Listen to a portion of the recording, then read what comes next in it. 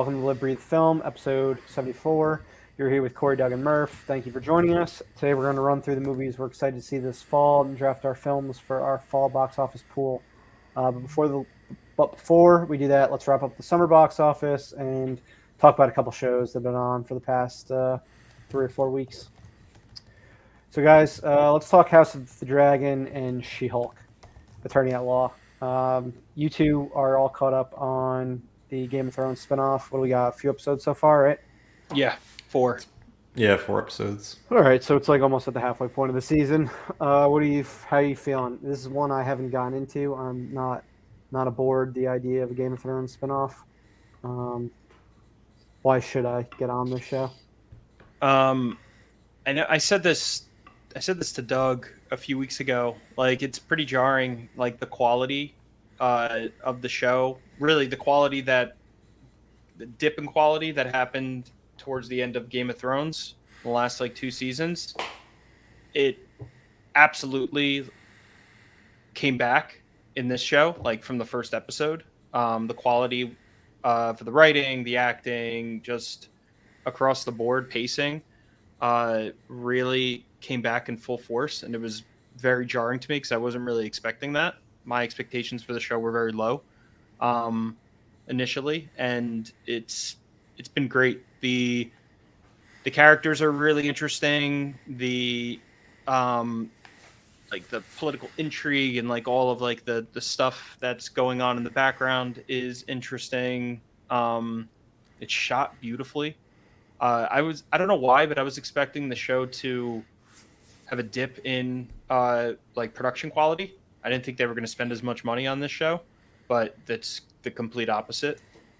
Uh, so far, I've really enjoyed it for multiple reasons. But what do you think, Doug? Yeah, I agree. I think it's probably my favorite show on TV right now. Um, I think it's incredibly more compelling than Rings Rings of Power. Yeah. Just because Rings of Power is Lord of the Rings, high fantasy, um, very slow storytelling, very beautiful. I mean, it's definitely Rings of Power is definitely preferable to just watch, but I find myself kind of getting pretty sleepy when watching Rings of Power just because not a lot happens. It's very Lord of the Rings. It takes a while to get going, I would say. Whereas Game of Thrones hits the ground running. There's all the things we love about Game of Thrones: political backdealings, big fights, dragons, um, great acting, shot well, as you said, Corey. We've got incest, like we, Game of Thrones staple. Gotta have yeah, it. it's Game of Thrones staple. We've got orgies. We've got, I mean, it's got all the things that everyone loved about Game of Thrones wrapped into this show, and I would say it's definitely helped cleanse the palate from what I would consider to be a pretty weak final couple of seasons for the original Game of Thrones show. And this kind of reminds me more of Game of Thrones when it was more in its prime, just because everything seems to be firing on all cylinders with this show. It, it's hard to say how it's gonna if it's gonna stick the landing on this season, especially. I know we were gonna have actresses and actors change Hmm. at some point in the show, which I'm a little concerned about, especially because I think the main protagonist actress who plays Rhaenyra, who's the princess, and I don't want to spoil anything, but she's the princess of House Targaryen, and she's basically our main protagonist in the show. And she's such a great actress and so likable, and I'm a little worried about having to shift to an older actress that's not the actress that I've come to know and enjoy over the last couple episodes. So Yeah, that's a big concern for me too. I think that it's going to be okay just because the actresses who are going to be replacing the characters as they age up are very very good actors. So I think it'll be all right, but it's definitely going to be jarring. I also think the show has enough. Really, every secondary character, every other main character, um, is interesting and supports the show in different ways. I don't think there's really a weak link, so I think it'll be okay. Hopefully, Yeah, I hope so too. like It's Matt Smith is like he's yeah, he's definitely one of awesome. the highlights of the show. I like Shocking. that kind of like Game of Thrones. The characters aren't black and white. They're all like Mm-hmm. there's really like no bad guy. It's just everyone has their own motives. And everyone's a mix has good qualities and bad qualities. I mean, even like Matt Smith's character Damon seemed like the most villainous, but even he's got some endearing qualities about him, and you can kind of see where he's coming from. Yeah. So I always consider that to be good writing when you can sympathize with a lot of your characters and understand their motivations. So I think it's good. I'm happy with it. It's far better than I ever thought it would be. And I think it seems like we've got a big episode coming up with episode 5. Looks like shit's gonna hit the fan. The one thing that's exciting about this show, for at least for me, is it's all like new knowledge. It's all like a new story. Like it doesn't really come from a book. I mean, it does to an extent, but this story is all adapted. So Mm-hmm. no one really knows exactly what's going to happen. People can't really spoil, what's going to happen or understand exactly what's going to happen until it happens. So that's pretty neat. And the show Yeah, seems very methodical with how it's doing it. Like it's controlling the pace, you know. yeah. It's a little weird at times that they're like, you'll watch an episode and the second episode is like 5 years have passed, and then you watch another episode and they're like 2 years have passed, and you're like, wait, Yeah. what? Yeah. It's a Yeah. little weird, but I'm still enjoying it, even though you can tell this is almost feels like a prologue Yeah. Absolutely. to the actual story. Just kind of setting up who the characters are, but I think the main story is going to be. I mean, I think it's called like the Dance of Dragons or whatever. The big civil war in House Targaryen is what it's setting up. So yeah, it'll be interesting. I'm excited. I'm excited about it. I think it's gonna be good. I'm interested to see like all the dragons since we've only seen I think 3 of them so far. Yeah. They've alluded to there's big ass dragon being somewhere, and I'm sure that'll show up at some point, either in this season or one of the later seasons. But it's cool. It's much more focused. I think the big difference between it and Game of Thrones is Game of Thrones was spanned, a ton of different areas and houses, and this show is very focused on like, for the most part, King's Landing and House Targaryen. It's pretty rare that we leave areas. It looks like this next episode we're gonna go to wherever the sea snakes resides for a wedding. But yeah, I like it so far. I would recommend it. It's got George R. R. Martin back doing his thing, and so far it's quality television. Yeah, Murph, I would say we could report back when it's over, but if it ends up staying in this quality, I definitely would watch it once the season is done. Just binge it. Yeah, that's probably what I would do. I think with Game of Thrones, I watched all of season 1 shortly before season 2 started, maybe a couple months before it started. It was probably around the time it was winning a bunch of awards or being nominated, and I was like, all right, I should get on board. But yeah, I'll wait to see if you guys say at the end of the season, like, it did a full season of quality episodes. It's worth your time. That's probably when I'll jump in on it. Yeah, we'll report back. And Lord of the Rings will be a similar situation. Doug, Lord of the Rings, you said it's not as good as Game of Thrones, but Would you recommend it at this point? I'm hearing some people say like Game of Thrones more than Lord of the Rings, and other people like Lord of the Rings more than Yeah. Game of Thrones. So have I. I think it depends, like, what you're more into. Like, right now, it feels Rings of Powers feel very much like the first movie of Lord of the Rings. We're kind of like setting a lot of things up. There is some action, but it's not like nothing crazy. Very fantasy oriented. Whereas like Game of Thrones is, you know what you're getting with Game of Thrones. It's a lot of like political backdealing and sex, and they're just two very completely different shows. Game of Thrones, I think, has fantasy elements, but is a lot less like high fantasy, I guess I would say. So I think it just depends on. I think what you're seeing is just some people prefer different things. I prefer like the political backdealings and like just the debauchery that happens in Game of Thrones far more than I do like the fantasy stuff. I think the fantasy stuff's enjoyable, but it's less interesting to me. So Okay. yeah, I think it just depends on what it is that you enjoy. I think they're both good. They're just very different. But you can see the money on the screen that Amazon spent on the Lord of the Rings Rings of Power. I mean, it looks like a movie. Like, Gotcha. it's definitely the highest production I've seen in a TV show. Yeah, I think with both these shows, like the reasons why, like I'm not into the whole Thrones thing, just because of like HBO, like just it seems so like it seemed like all they cared about was trying to get Game of Thrones content onto television.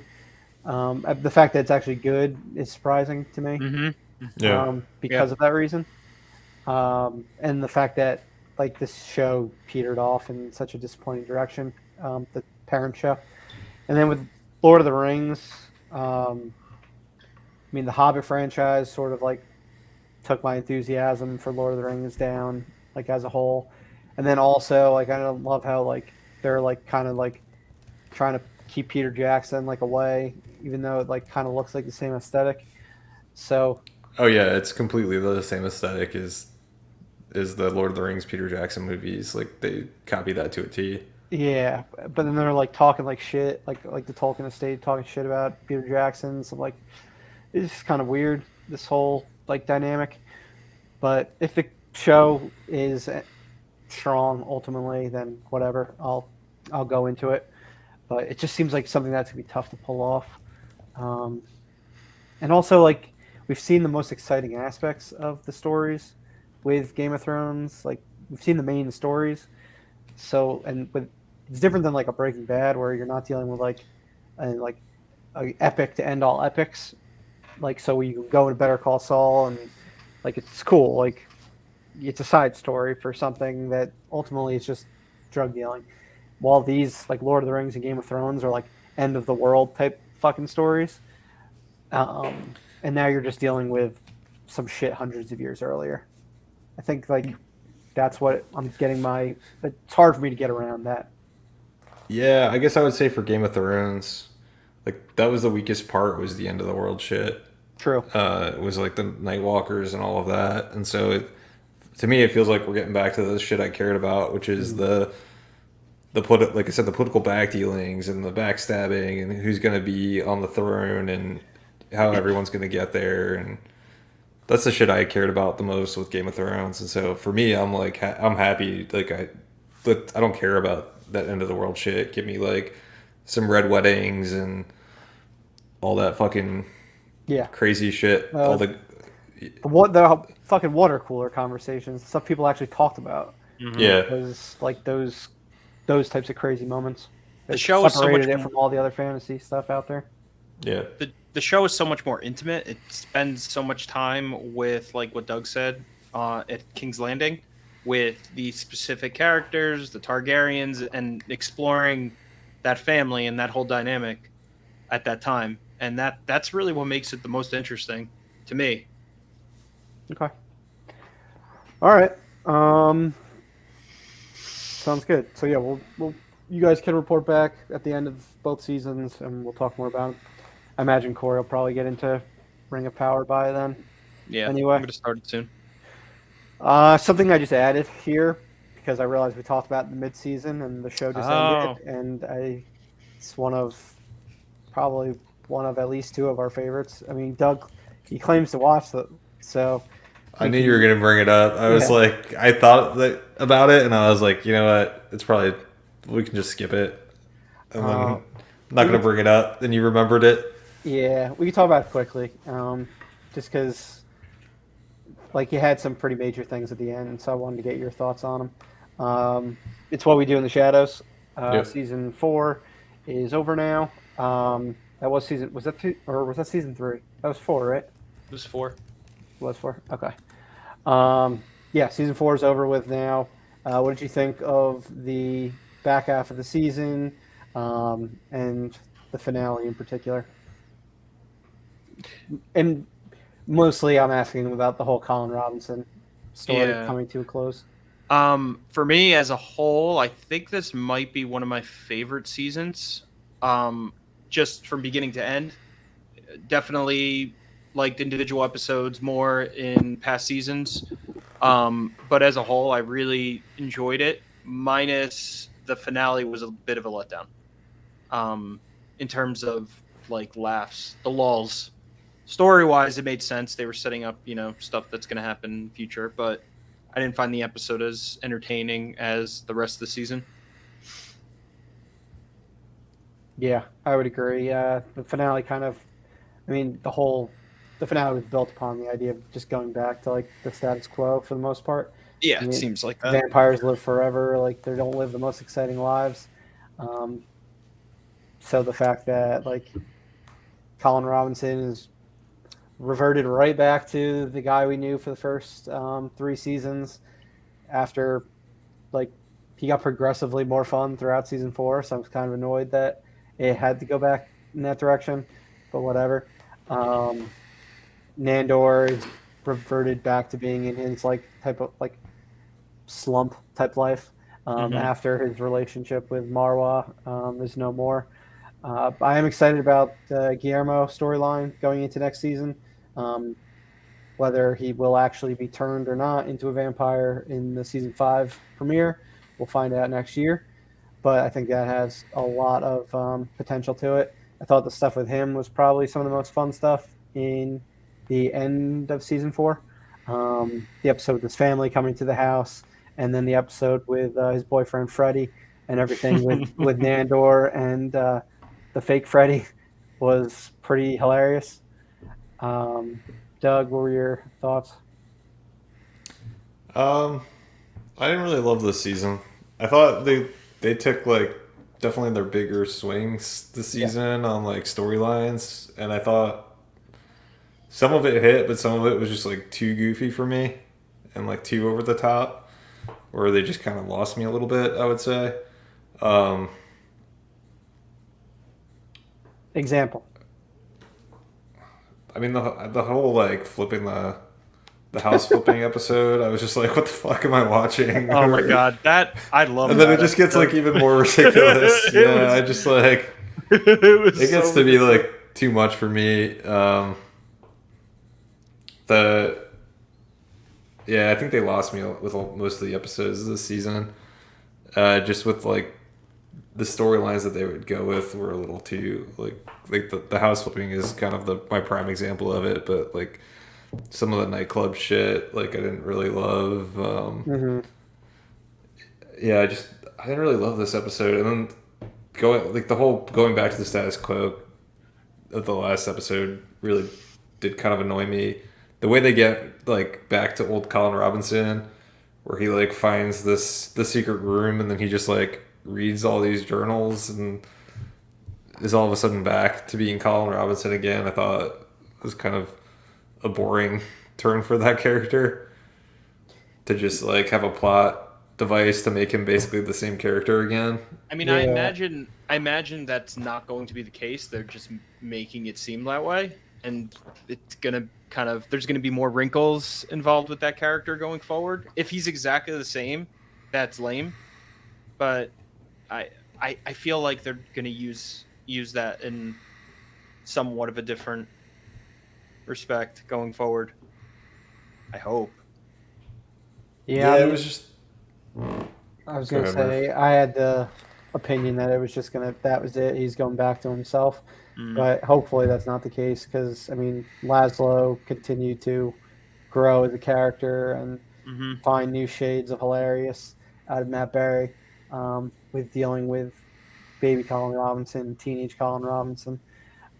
So going back to just their, I mean, he had a great dynamic with him in season 3 also once he realized what Colin Robinson's like that he was going to die, but him just going back to being his normal self, like that kind of takes away an area where I thought Matt Berry got to shine, along with Mark Prosh. Not sure how you pronounce his name. The actor who plays Colin Robinson. He hmm got to do some fun stuff and a lot of different stuff this year Yeah. in season 4. Yeah, I'm hoping that's not the end of like just new dynamics with that character because it brought out a lot of fun things with the rest of the characters in the house. Um, as far as like the zaniness of the episodes, I thought it was fun because I mean it was by far the most ridiculous, but they figured out really cool ways to bring back past characters, especially in the flip your house episode.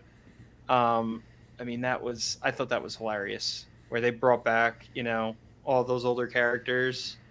Um, so I mean I I really liked it up until the finale. The finale Yeah, was definitely a bit of a letdown. I agree with you, Corey. Like, I don't mind when they go big, they tend to bring it for me.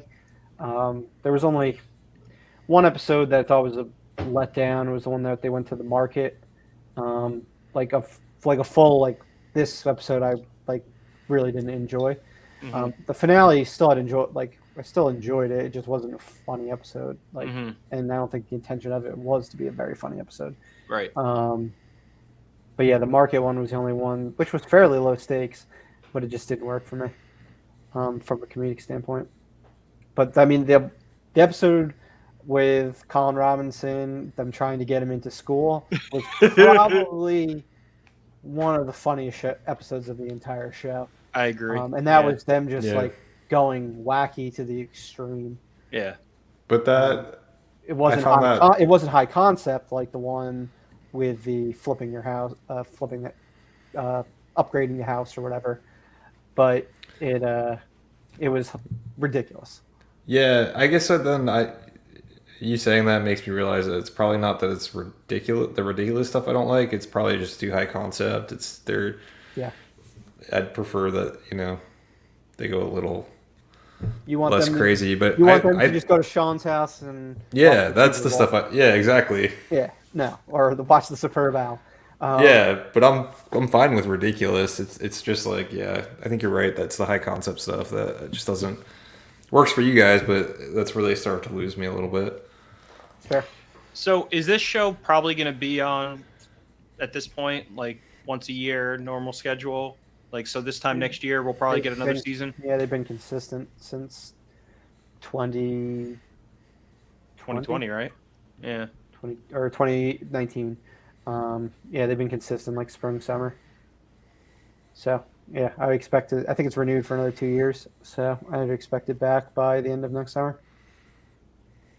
Cool. All right. She-Hulk Attorney at Law. We're 4 episodes into the season, I believe. Did we get this week's episode yet? Because if we did, I didn't watch it. No. It's tomorrow. It's a Okay, Thursday tomorrow? show. Ah, okay, good. Yeah, so I believe we've now seen all the episodes that critics have seen, if I'm not mistaken. Mm-hmm. Okay. Which makes me think Daredevil's probably the next episode. Yeah, we've got Yeah, probably. 5, or I think it's a 9-episode season. 4 have aired. We've got 5 to go, if I'm not mistaken. But it's a fun little show. Not trying to be anything too crazy. It's clearly just trying to be a comedy more than anything else. Despite the fact that, I mean, all Marvel shows have a degree of comedy to them. Some more than others. But this one is just like all-out comedy. When it does throw action into the mix, it's even more jarring than when the action is in some That's of when those it other fails. shows. Yeah, that's when it fails the most. They need to We don't need action. I mean, maybe some people that watch these shows need action, but like, I don't need action in my Marvel shows. Like, if you're a comedy, just do comedy, because when you throw action into the mix, that's when I'm least invested and kind of like bored. Yeah. And it's not done well in any respect, in any way. You know, it's really not.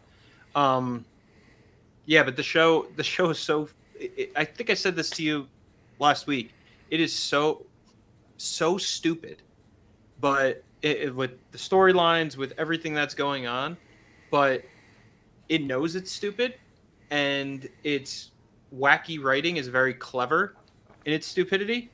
So that's what's making it fun, at least for me, at least. And it just continues to make me laugh, and like with its stupidity, just how funny the show is.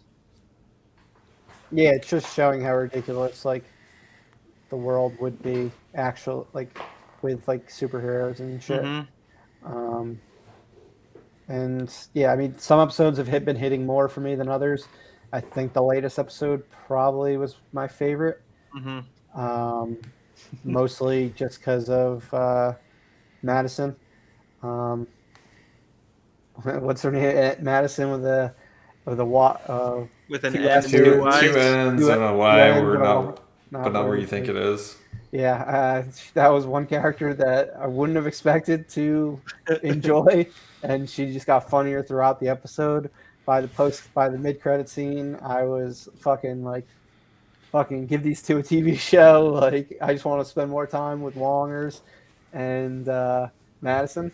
Yeah, they were hilarious together. As, So like yeah, that episode for me was the biggest example of don't throw a fucking action scene in, Yep. like, because everything else that was in the episode was like firing on all cylinders, and I just would have been happier spending more time with Jen on her dates and with Wong and Madison.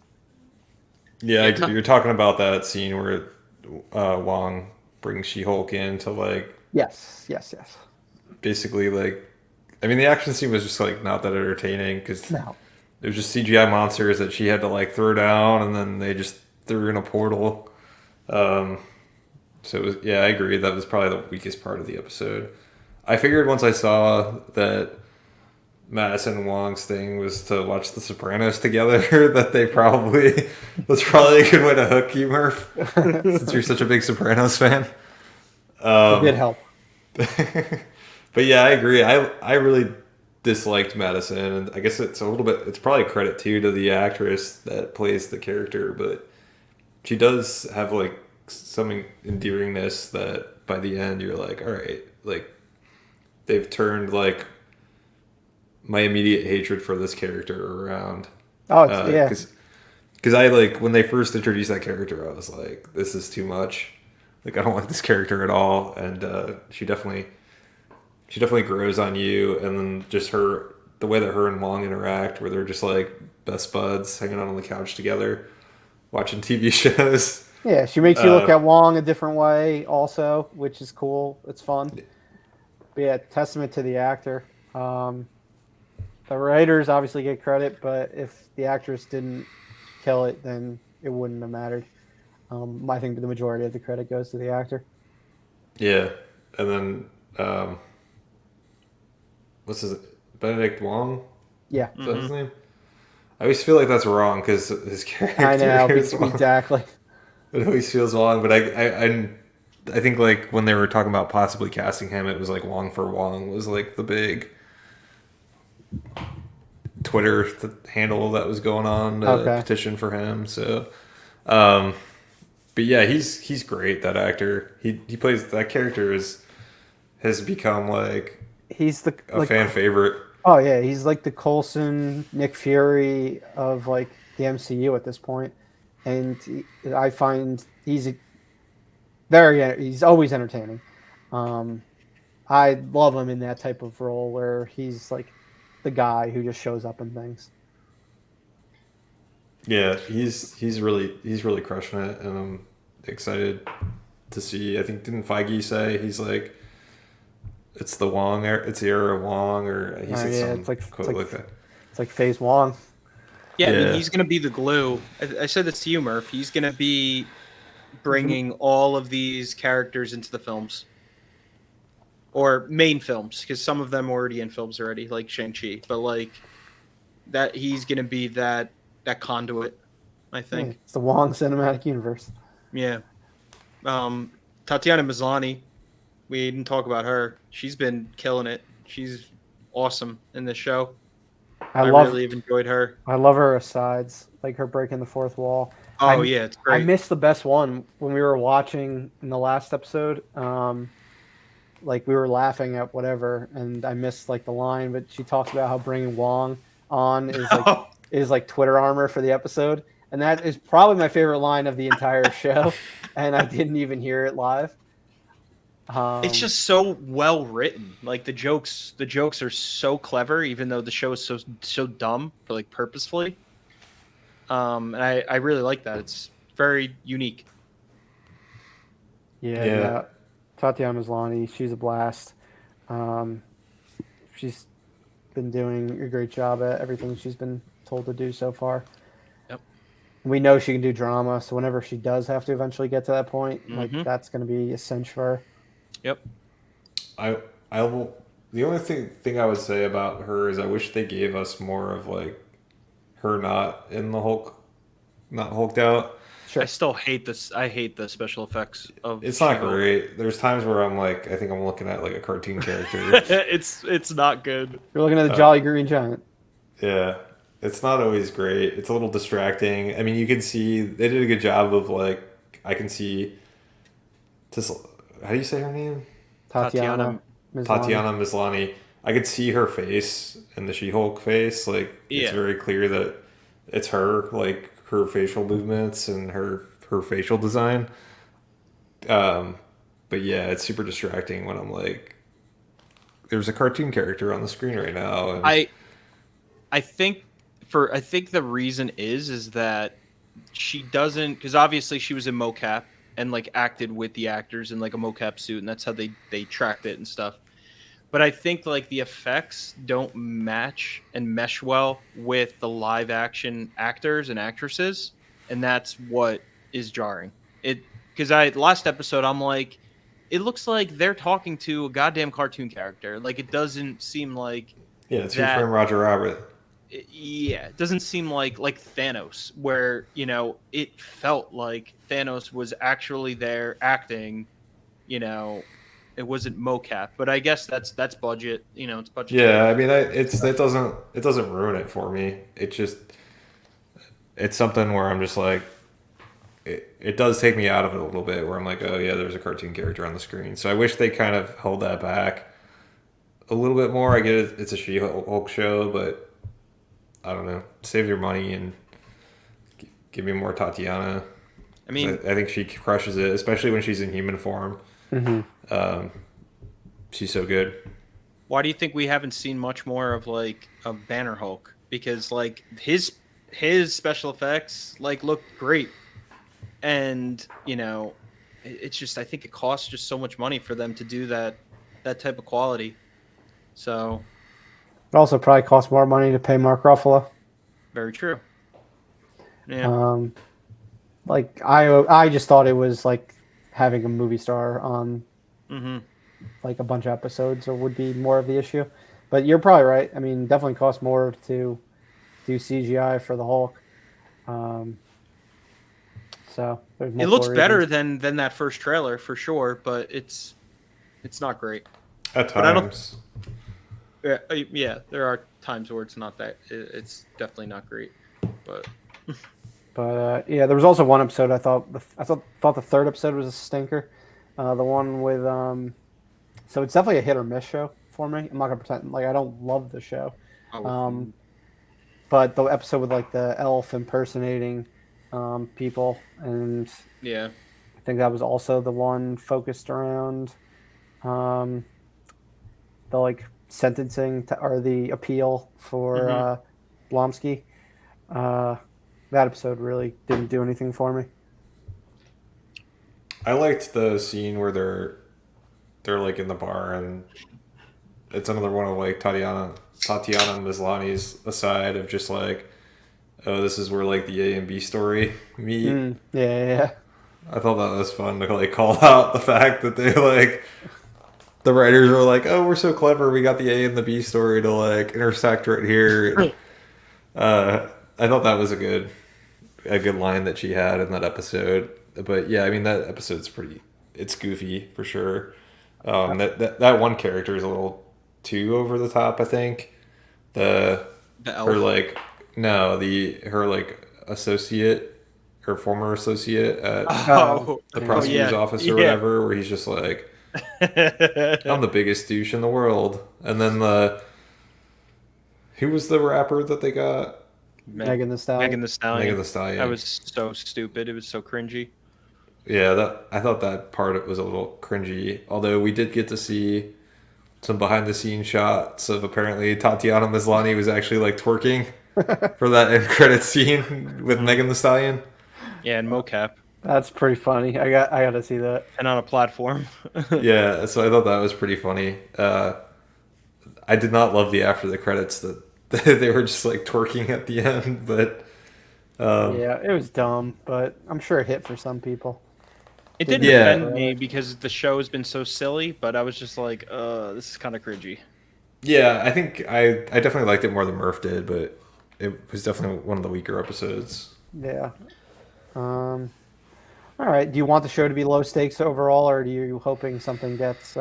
Yeah, low No. stakes. I'm all about like I want Marvel TV to just be a bunch of low stakes. Yeah. Like I don't need it. It gets bad for me when they try to shoehorn like world-ending crises into these Marvel TV shows because it just doesn't work for me. Just save it for the movies.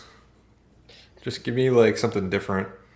Give me like a WandaVision, or like just give me like something that's just like completely different than what we're used to.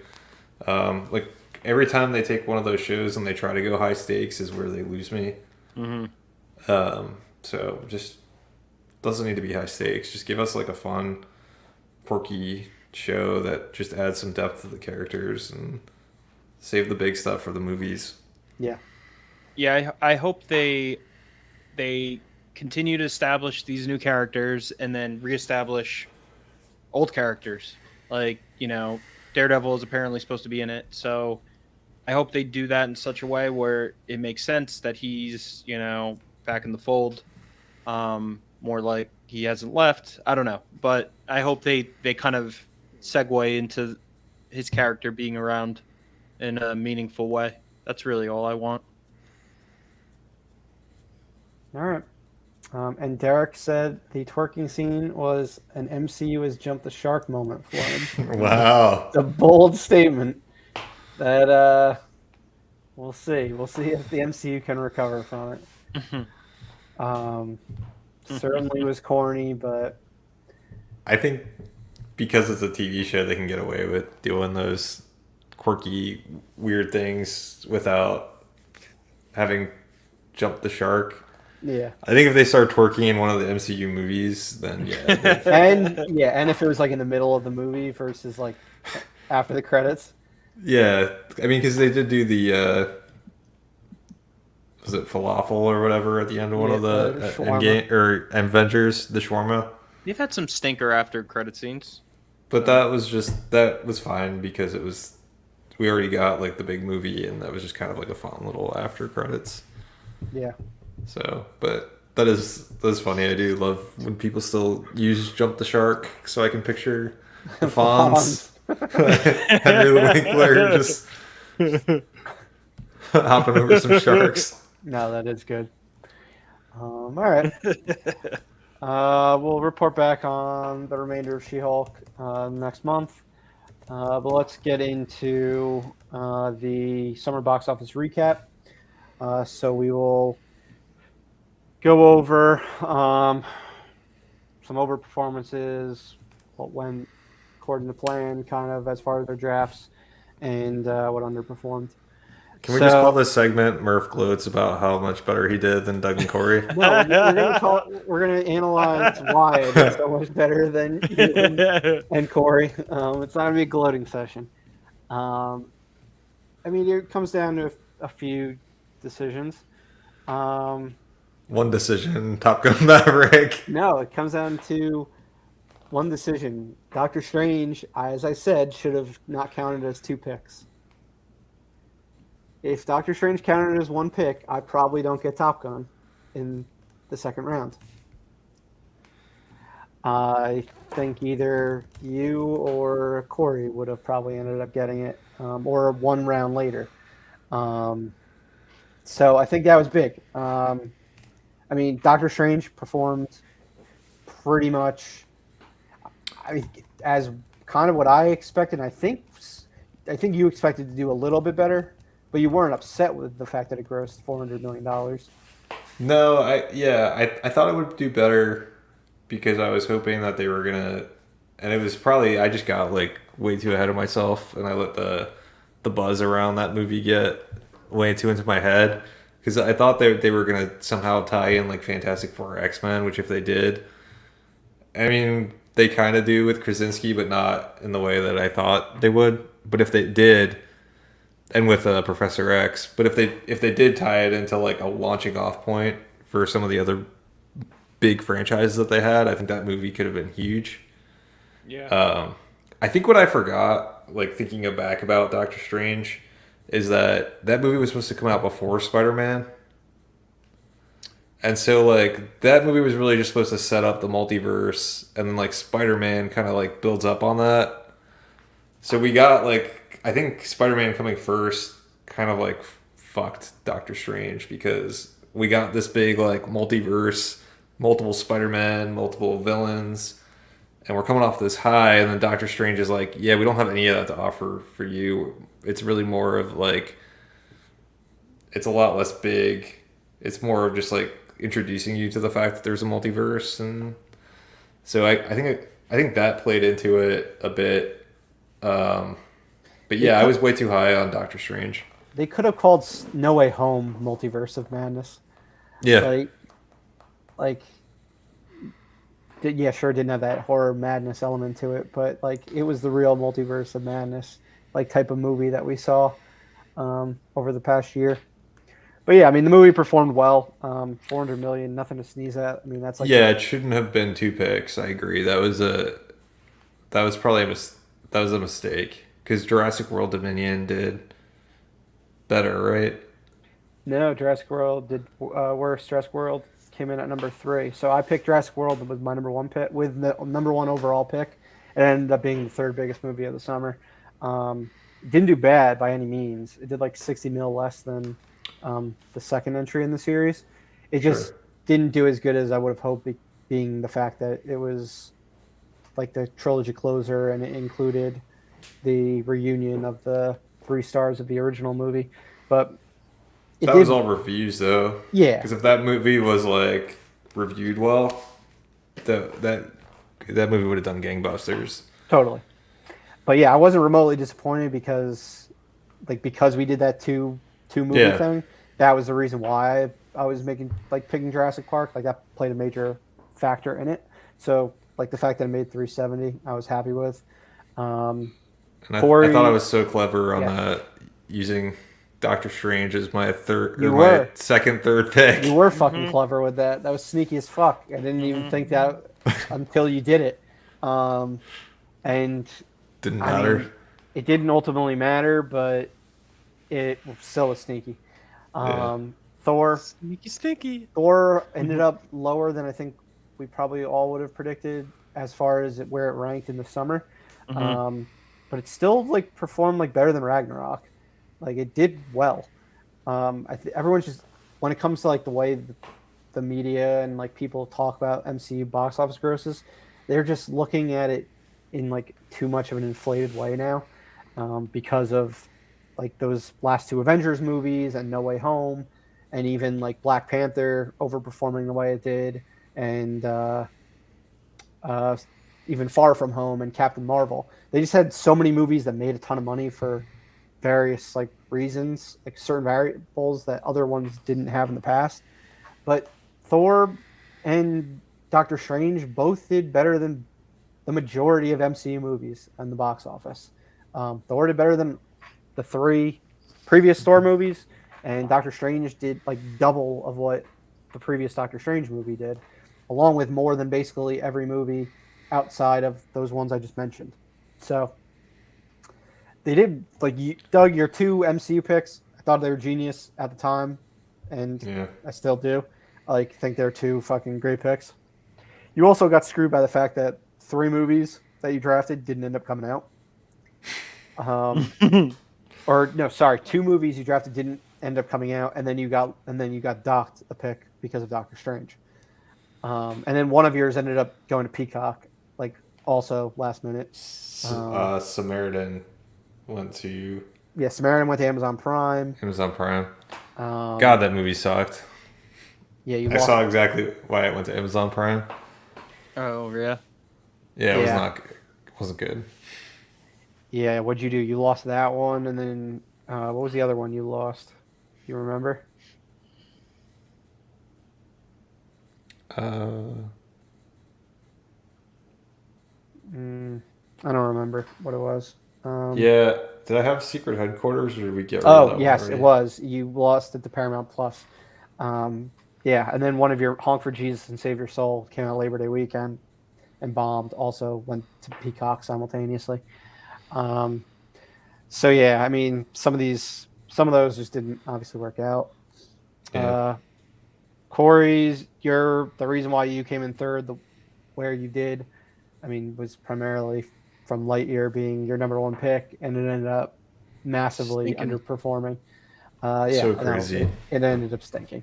And it ended up as number 8 for the summer. Yeah, that killed me. Yeah, like That was I mean, there's 2 big shocking things that happened in the summer box office, and I would say that's probably up there. Is the it's one of the 2 for sure. Is Lightyear's underperformance. yeah, I mean, that movie. What do you have here? It was the number 8th movie in the box office. Like, I would have guessed that movie would have been a lot higher than that. yeah. I mean, it's It was drafted 2. I was probably, if you had given me Top Gun or Lightyear in the second round, I probably would have picked Lightyear. I was pretty high on the movie as well. I think all 3 of us were. But yeah, it just did not work. And then Doug, you had Elvis. That was definitely an overperformance. That was a very solid 3rd pick. So you had your top 3 movies, and then nothing after that. it got bad really quick. It got fucking atrocious really fast. And then with me, yeah, like you said, Top Gun, like my number 2 pick, I think it was my number 2 pick, was Top Gun, and it ended up being the number 1 movie of the summer, like by far, with $700 million. And then, other than my first pick, or other than my first movie of the summer that came out, Firestarter, like they all either exceeded my expectations or were right around them. Where the Crawdads Sing, that was a sleeper hit this summer. I think that'll be like the number 10 grosser of the summer. Nope ended up being like the 7th. Jurassic World 3rd. Top Gun 1st. Black Phone is like 9th, 10th, 11th, like around Black that Phone area. did way better than I thought it would. That was definitely an Did overperformer. really well. So then you can say Crawdads and Black Phone both overperformed. I might be able to say Nope underperformed. I thought it was going to do better than it I did was. too. But I mean, it is an original R-rated movie that made over $100 million and was the number 7. It's the reviews on a lot of these, I think. Like, the reviews weren't crazy good with Nope, but they were kind of mixed. Yeah. Yeah, like the only one of like that did better than where I drafted Nope was Elvis. And then Lightyear actually did worse than where I drafted Nope. So based on that, it was kind of like on par, but I did think it was going to make some more money. Jordan Peele's just got like that. Like, I instantly just think he's going to like make a smash every single time. But I mean, it's very tough to do that. Yeah, it's not easy to make a smash hit all the time. I think Yeah. Top Gun's probably the biggest, or is definitely the biggest surprise of the summer box office. Mm-hmm. I would have never guessed that movie would have been number 1. Maybe top 5 for sure, but number one movie of the summer, and by how much is completely batshit crazy. Yeah, no, it did like 4 times what I thought it was going to do. Yeah, Um, it's it's absolutely pretty nuts. wild. And then, yeah, Corey, you had Bullet Train. That did pretty solid. That's like in the top 10 for the summer. Uh, yeah, you ultimately, I mean, one of yours was incredibly limited. Like it didn't even make like $500,000. Um, Vengeance also was pretty low. The animated movies just really didn't pan out this summer, other than Minions. You had Bob's Burgers, Lightyear, Minions, and DC League of Super Pets, and Doug had Paws of Fury. Really, Minions was the only one that panned out. Um, Yeah, like Balls Light, of Fury did very bad. yeah. DC League of Super Pets did okay. Lightyear did better than that one, but it bombed in the fact that like it clearly should have been bigger. Mm-hmm. And yeah, I think that kind of sums up how the summer went for everyone. So I Very think, unexpected. yeah, definitely very unexpected. Every time we've done a pool, something crazy or has happened for the most part, and this summer, it was Top Gun. All right, so you guys, you're gonna buy me a gift card, Venmo me for my winnings. How are we doing this? I don't know. You'll Venmo Corey. Corey will get me a gift card. Checks in the mail. We got to talk to Yeah, the the procurement department. I'm fine with however. Well, you two like are the procurement department because you keep procuring me my money. So you figure out amongst yourselves how I get paid for this summer, and Yeah, then these drafts are essentially fucking fun Murph, Fun fun Murph's Murph's his gym Bavarian membership Legends or at whatever. AMC. you're paying for my snacks at AMC. Yeah, we can do. I guess we can do another AMC gift card, Murph, if that's unless you want something else. Yeah, no, it works for me. And All right, I'll maybe Venmo Corey this now fall so it'll be people different. don't think I'm a deadbeat. All right, cool. Since I've now been called out on live live podcast. Yeah, we'll run this through accounts payable, Murph, and then Yeah, we'll no, get it you your was gift card no one's soon. calling you deadbeat. We had to wait for the pool to be over and announce it. It wouldn't have been right for you to have sent me the money after Top Gun's second weekend, um, even though we pretty much knew Might as things well have. were Yeah. over back then. What did But we say it was? $25? yeah, 25 per person. All right. I just sent it to Corey. So I'll take care of it. Yeah, no, we're going to see some movies this weekend, so I'll buy the snacks there. all right. Well, think of us while you eat your popcorn and eat your Bavarian pretzel. Yeah, right. That's like one Bavarian pretzel, right? $25. Yeah, exactly. All right, so let's get into the fall. We'll talk the movies coming out as we go through the eligible picks coming out to draft. Doug, you want to go through the rules first, or you want to start with the movies? How do you want to do this? Let's do the movies first. Okay. If I could. If All you right. say the name of a movie you don't know, let me know and I'll just Google it and read whatever quick facts I can about it. Sounds good. So we're doing movies that are eligible for this fall are movies that come out between this coming weekend, which is Friday, September 16th, and through the end of the year. Movies must go wide by the end of the year. So something like Babylon, which opens limited on Christmas, goes wide January 6th, I believe. That we're not going to draft. We're counting it as a movie that can get drafted next year for early 2023. As far as its box office, we will allow the movie to run its course. We should the reason why we're doing this pretty much is because of Avatar, to allow it to make its money, because something like Black Panther is clearly going to be able to make all its money this year versus an Avatar, which won't be able to at the end of the year.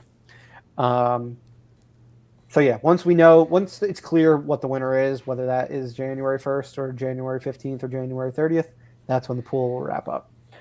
But the films eligible include the Woman King, that is the one with Viola Davis. It looks like it's some sort of a African tribe of female warriors, and comes out this weekend. Looks like a pretty big action movie. Been seeing the trailer Yeah. for it a lot. Based on the true story of an all-female warrior group, African Okay. warrior group, in the 1800s. Cool. Pearl, the prequel to this year's X, the horror movie starring Mia Goth. Then we've got Don't Worry, Darling, which is the most buzzed about movie of right now, thanks to all the controversy with behind the scenes. But it's the Olivia Wilde movie starring Florence Pugh and Harry Styles. We've got the re-release of Avatar. It's listed as 2 weeks. Wouldn't be surprised if it makes money if it goes longer than that. Bros, Billy Eichner, Nicholas Stoller directed comedy. The first movie ever with all LGBT Q cast. It's like an R-rated comedy, like Forgetting Sarah Marshall, Knocked Up. Judd Apatow's producing it. Smile, a horror movie that we've been seeing the trailer for most of this summer. It's kind of a good trailer, I think. Yeah, it's got pretty good reception from people. Yeah, it's got like a creepy vibe to it. I've heard good things about it from people who've seen it, what I've read. The Good House, was this the one with Kevin Kline and Yes. Sigourney Weaver, was it? Mm-hmm. Yep. Okay. Two up and coming stars. Yeah. You'll know their names eventually, kids.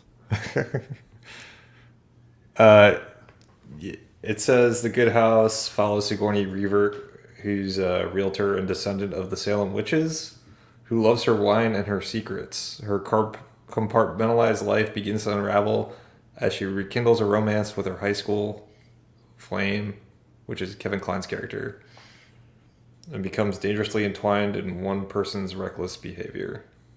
Okay.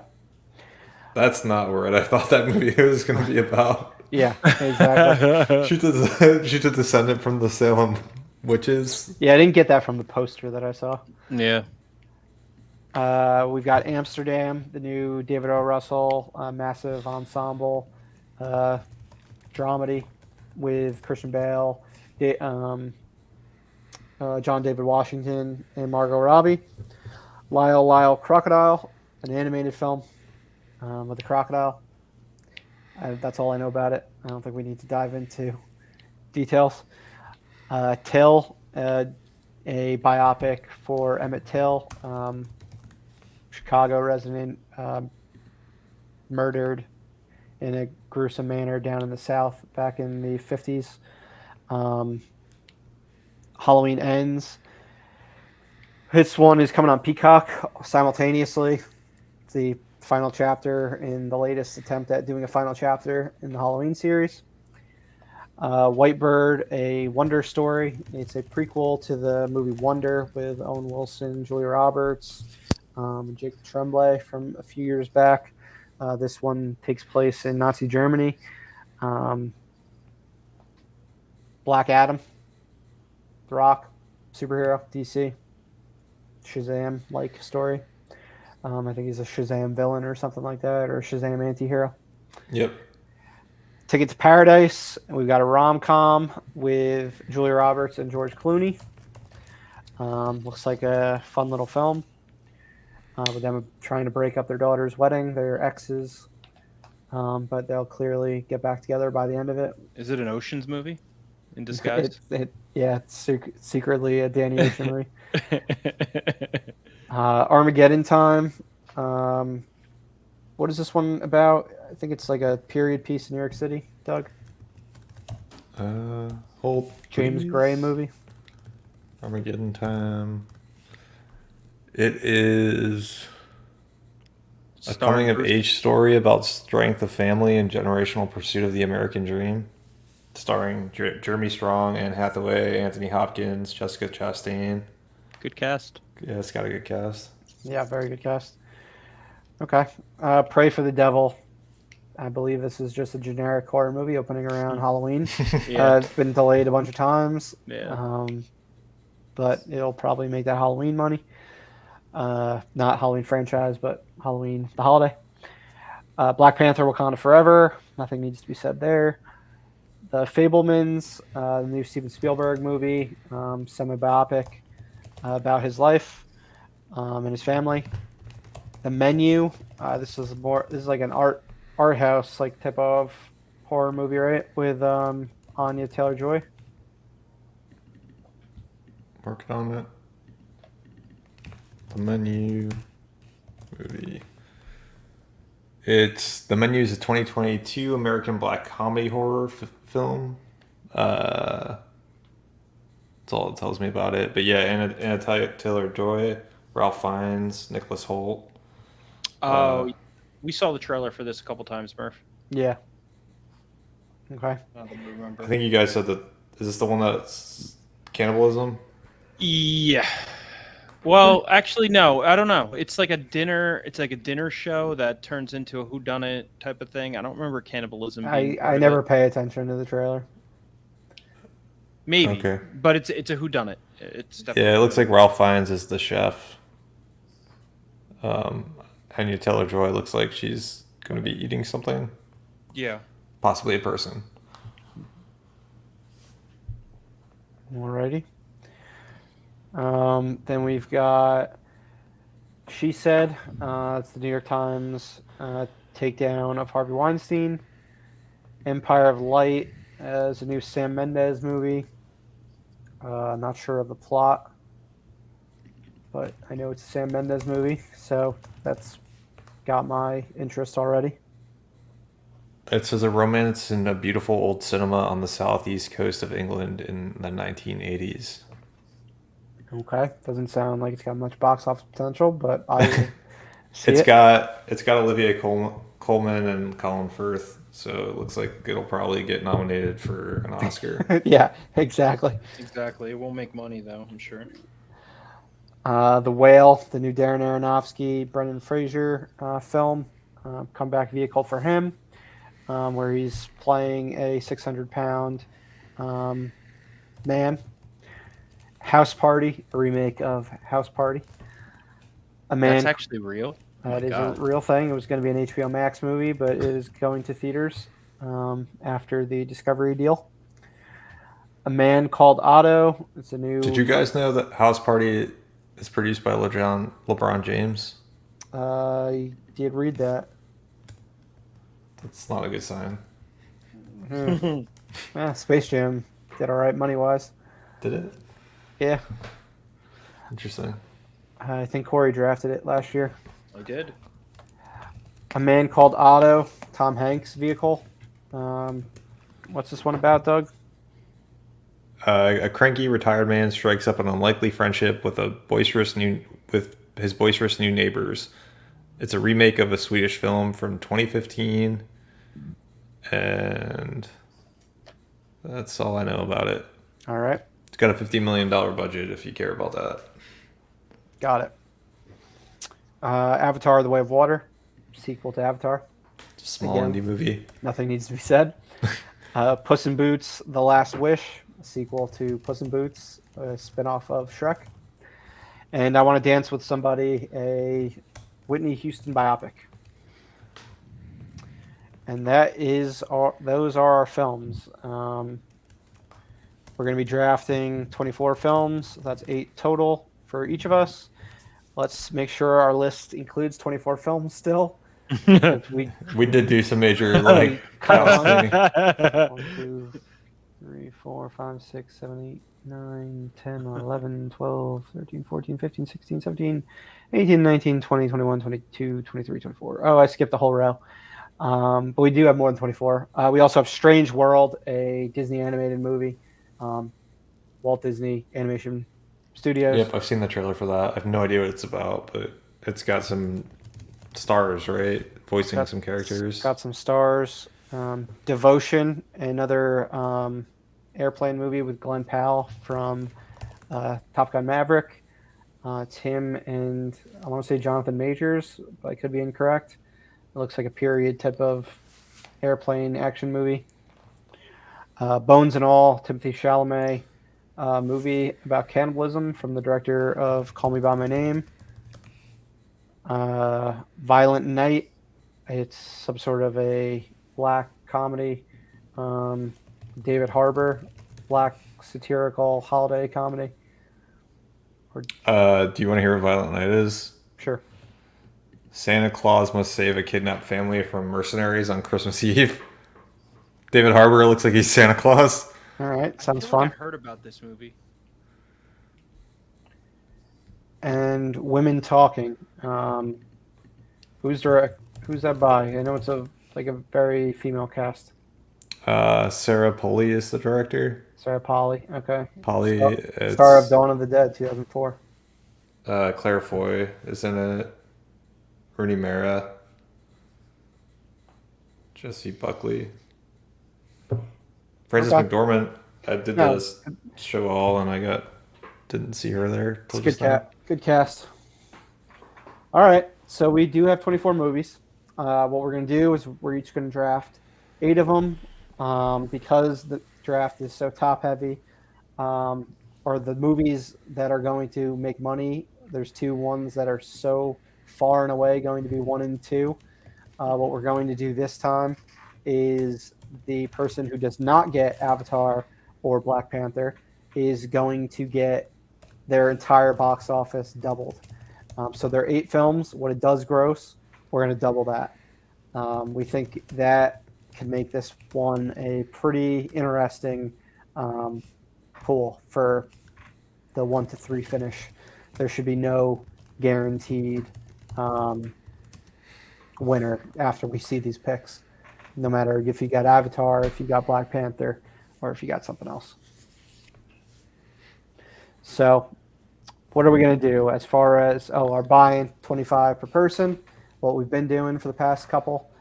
What do we want to do as draft order? What are we getting, Doug? Yeah, so I thought we'd change it up a little bit this time. So first off, nobody knows their draft order at the moment because we're going to just pick it live because that's the way we roll.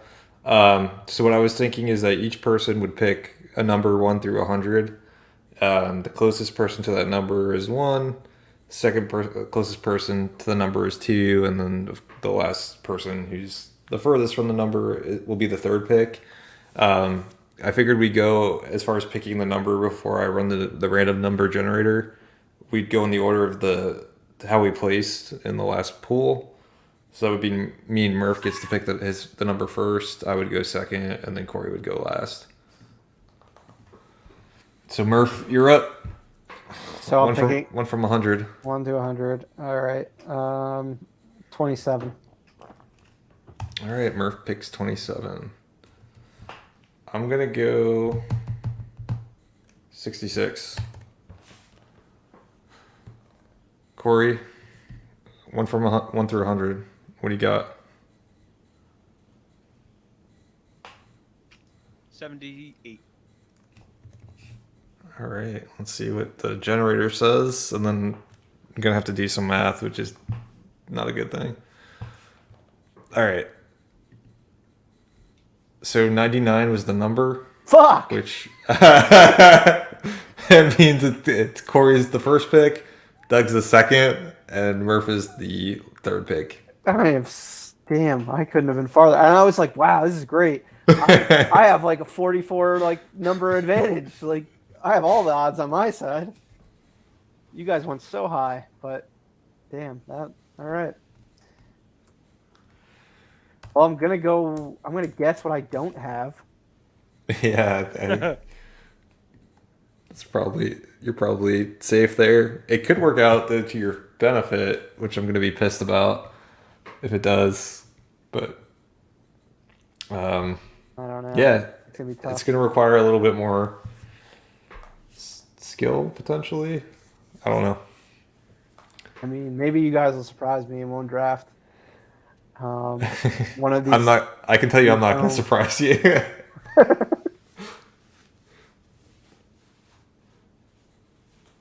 I'm willing to roll the dice on either one of those two movies.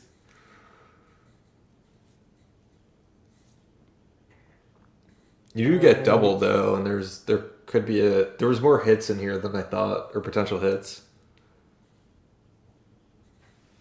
Sure there are, Doug. Sure there are. Yeah, this is the part Whatever. where I build you I up. am glad we doubled the entire box office. That ended up working to my advantage. Because we have been trying to decide a fair way to do this. And after a lot of deliberation, we came up with the doubling the 8 picks. Yeah, now that I'm not the third pick, I'm kind of regretting that decision. Yeah, that doesn't surprise me. Which is good. I mean, I like the fact that we talk about the rules before we have any bias about who's going to be in what place. Totally. That's why, I wanted to wait to do our order until we figured out what we wanted to do. So the big question is, what's going to be Corey's number one pick? Yep. Does he believe enough in Avatar, or does he think Black Panther with just all the hype that the first one had?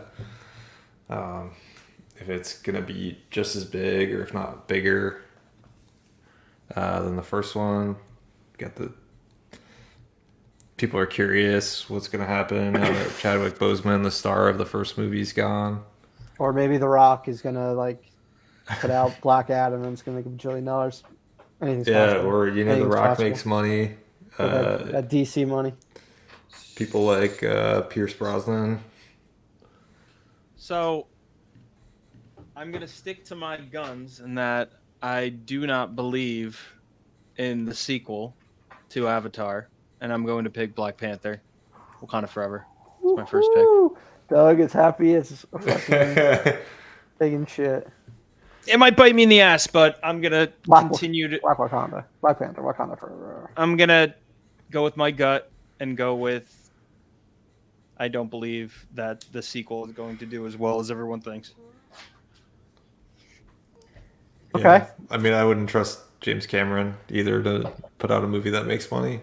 I don't know. Yeah, especially and especially a sequel that is significantly better than, or a fucking great sequel. I'll just say a great sequel. If the good thing is if this ends up being a great sequel and it does gangbusters, I also won't be that angry because it'll redeem the series for me. So I'm gonna win either way, in my mind. All right. Okay. Well, I'm gonna shock the world on this pick and go Avatar: The Way of Water. Yeah, I mean, for all the reasons I was just talking about, it's a James Cameron movie. It's a sequel. I think people care more about Avatar than the trolls on the internet would lead you to believe. And I think this movie is going to make all the money. I'd be surprised even if we double all of Murph's movies, that he could somehow catch me with how much money Avatar: Way of Water is going to make. Yeah, no, I doubt I'll be able to also. I don't like my pick. I don't like this fucking third pick right now. Sorry, I won with the third pick in the summer. I did win with the third pick. That's a lie. I had the number one pick. No. Someone won with the third position, didn't they? At some point, I feel like someone did. Probably me. Murph's been first a lot and keeps winning. I don't know, but I feel like someone was in. But I don't think he was always first. I think last summer I was like the third pick, and then ever since then I was number one, because I had Spider-Man: No Way Home, the Batman, and Jurassic World / Top Gun Maverick. All right, number 3. House Party. Number 3, I think the movie you were alluding to earlier, Doug, that you thought was the obvious number 3 is Black Adam, and that's what I'm picking. Yeah. I think it's going to fucking crater the moment Black Panther comes out. Yeah. So it's going to have to make its money fast. Which it will, I think. But yeah, I mean, Dwayne Johnson's gonna promote the shit out of this. It's a superhero movie. Yeah, I mean, at the very minimum, it's making $100 million, so I'm getting at least $200 million from it, no matter what. Yeah, high floor. and then the ceiling, you could potentially go much higher than 100. You can go 200, 300. Yeah. I wouldn't see it going. 300 is probably a stretch. I think 200 is like my greatest case, my greatest hope for this movie is $200 million. Yeah, I think you'd be happy probably with 200 million. I'd be thrilled because I think that's half of what Avatar and Black Panther make, so I can live with that. All right, this is the harder pick because there's no obvious number 4. I'm between two movies. Shit, I can't even think of a second movie here. Yeah, that's how. Yeah, it's fucked up. It's real fucked up. Let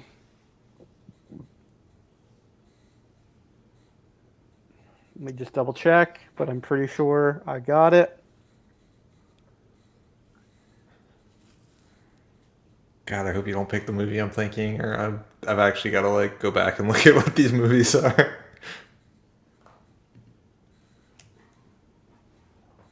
All right. I'm going with Puss in Boots: The Last Wish. Okay. Good. Yeah. The internet is obsessed with Shrek for some reason at this point in time, and it's got the holiday. It's gonna have the holiday box office around it. DreamWorks movies, whatever gets released around Christmas, animated wise, tends to do 100 plus. I think it could somehow make like close to 200 million based on where it's like when it's coming out. The original made. The original do 150 million. I think this one could probably do similar numbers. I'll take 300 million for my number 2 pick. So yeah, Puss in Boots, The Last Wish.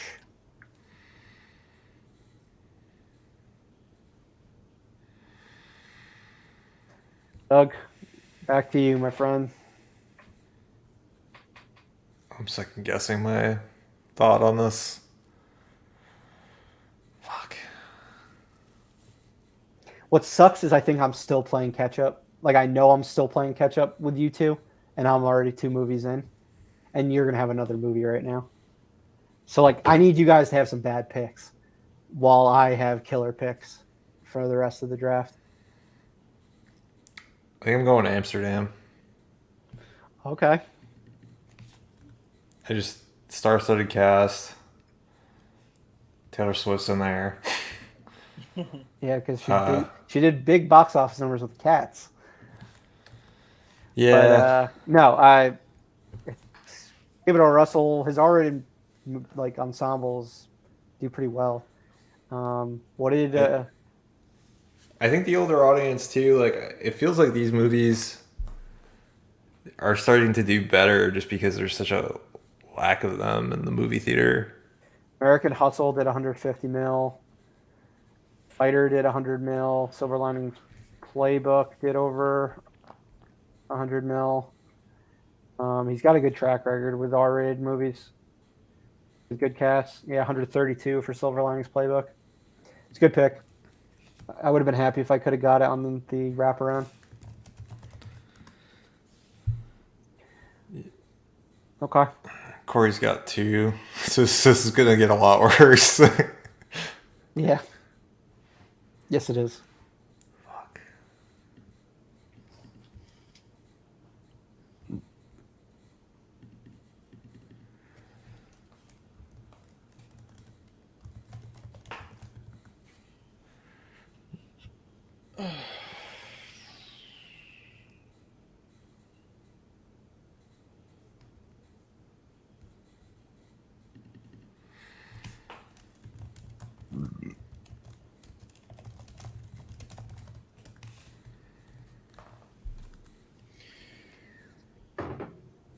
Um.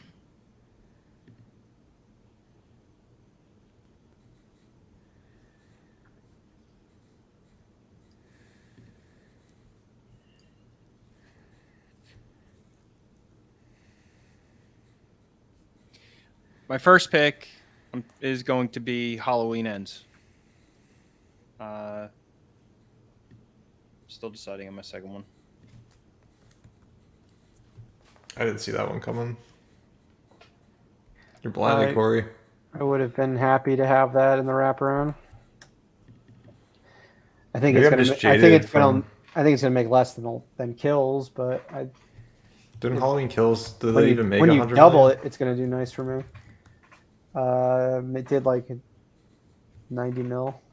I remember being disappointed with how little that movie made for me. It made like 90 million, I think. It might have been 100.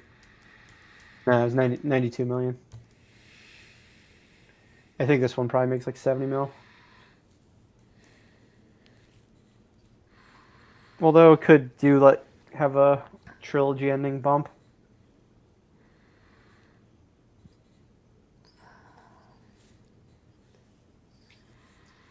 The Avatar re-release. Doug's fucking pissed. I wanted 2 avatars. So you do believe in Avatar a little bit, Corey? A little bit. Corey's an Avatar stan. He just couldn't do it with the number 1 pick. He didn't want to potentially jinx it. I can't Alright. tell if I want this movie or not. Shit.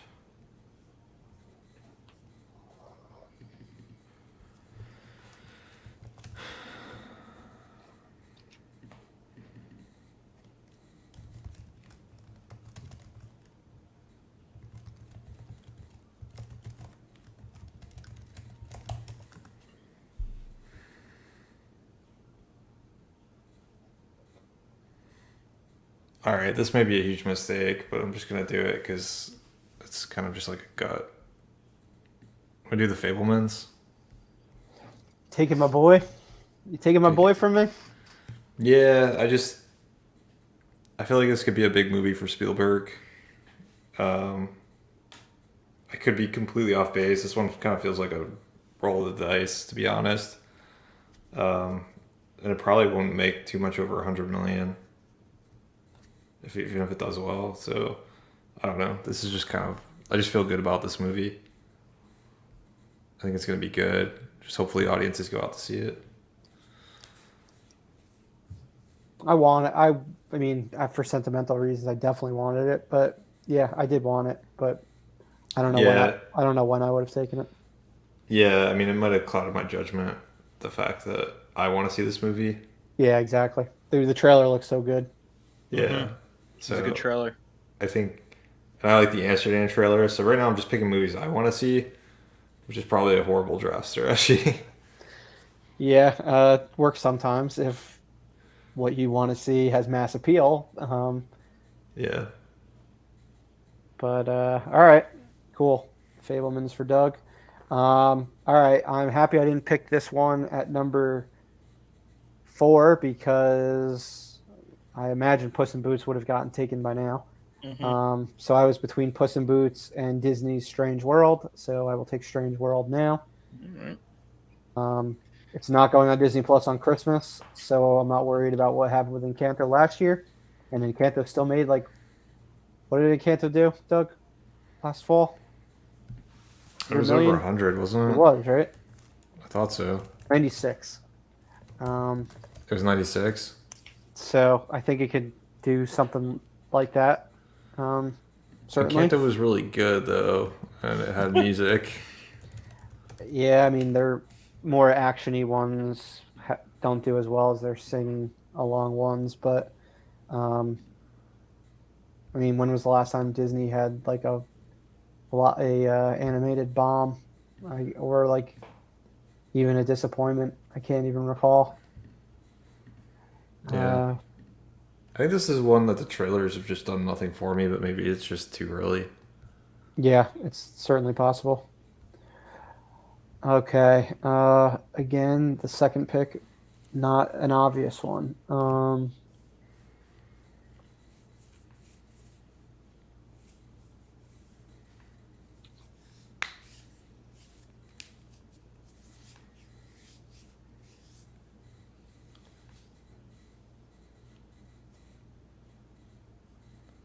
Oh, we gotta take Strange World off the board.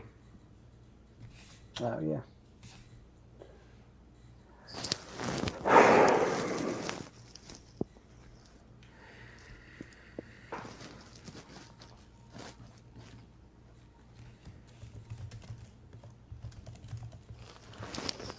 This is tough.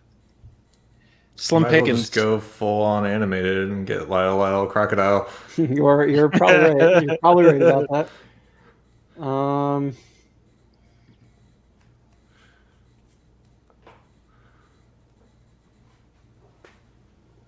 All right. All the silence isn't good for a podcast, so probably fill my thinking with some talking. Well, you can afford to just pick whatever comes to mind. You can afford to lose one of these box office pools at some point, right? Now at this After all point, these we're just being $25 reactive. gift cards. Uh, I'm trying to figure out what you're gonna pick, and then I'm next. So I don't know what if you pick like one of the movies I'm eyeing, then I've got to try to remember what these other movies are even about. all right. Fuck it.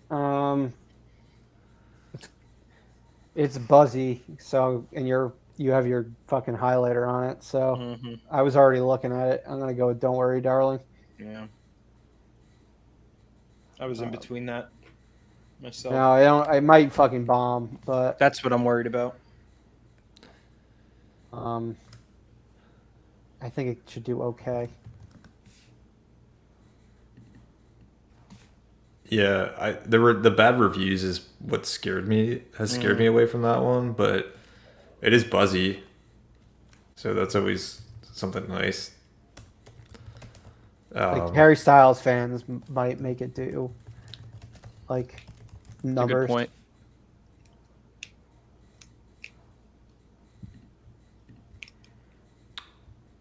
All right, Doug.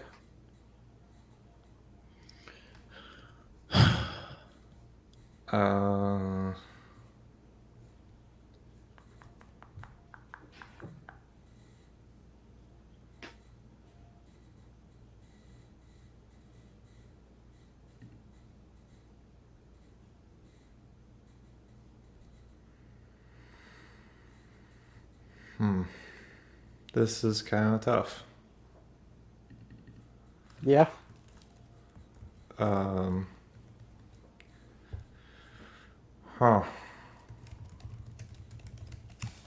Well, at this point, I think I have enough box office to at least top one movie for each of you. You think so? Yeah. I don't know. I'm not as high on Strange Worlds as you are. I mean, I think Strange World, Puss in Boots. Right now, between my four movies, I think when you double their box office, I'm looking at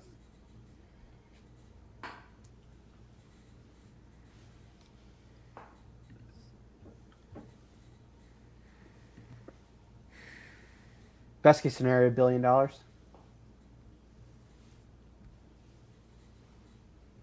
I forgot we're doubling you.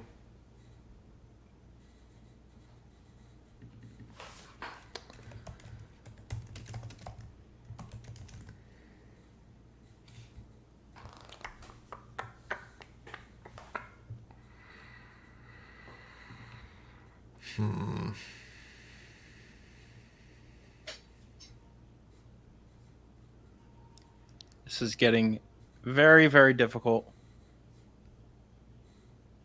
Yeah.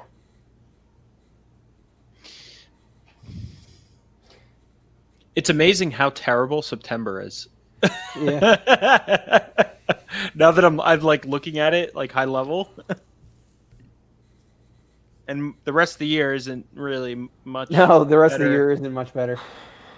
It kind of stays on that trend.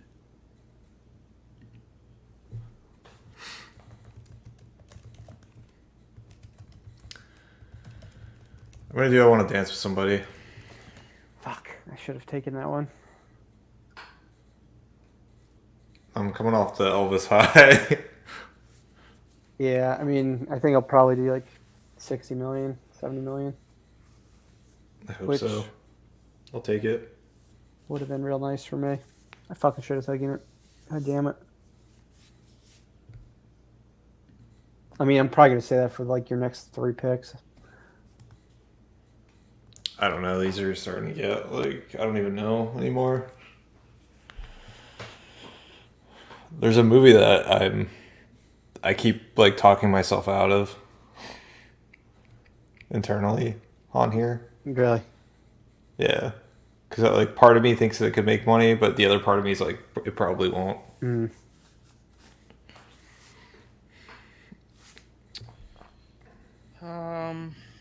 Yeah, I'm starting to think "Don't Worry, Darling" is the reason why I'm not gonna win. You never know. People like Harry Styles and Pew Pew.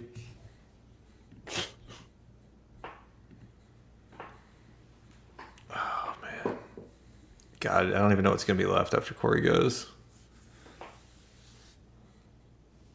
Not much good. Oh.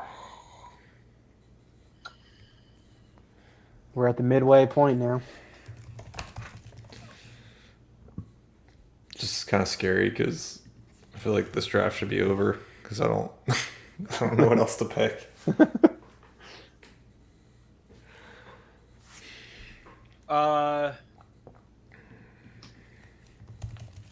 I'm gonna go with the whale. Okay. And I have one more, right? Yeah. Yep.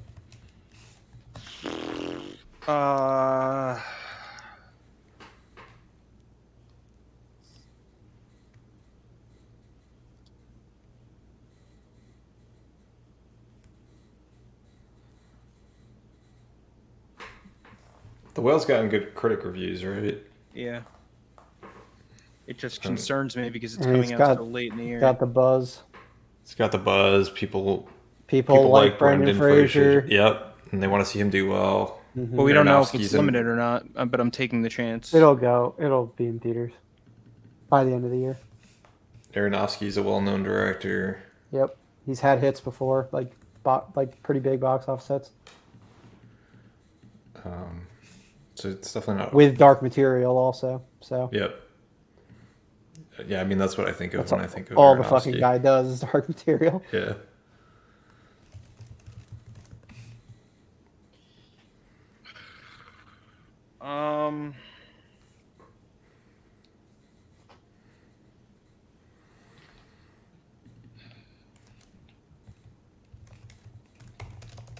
I'm gonna go with the Woman King. Well, we will see this weekend how this Yeah. one does. Got very good reviews. I think it's got 100 on Rotten Tomatoes. Yeah, it does. Something like that. Mm, Did the Woman King or Woman King? Woman. Plural? Woman King. Yeah. Singular? It's, Singular. Singular. It is a 98 now, Nice. but still. Okay. We are on to Doug.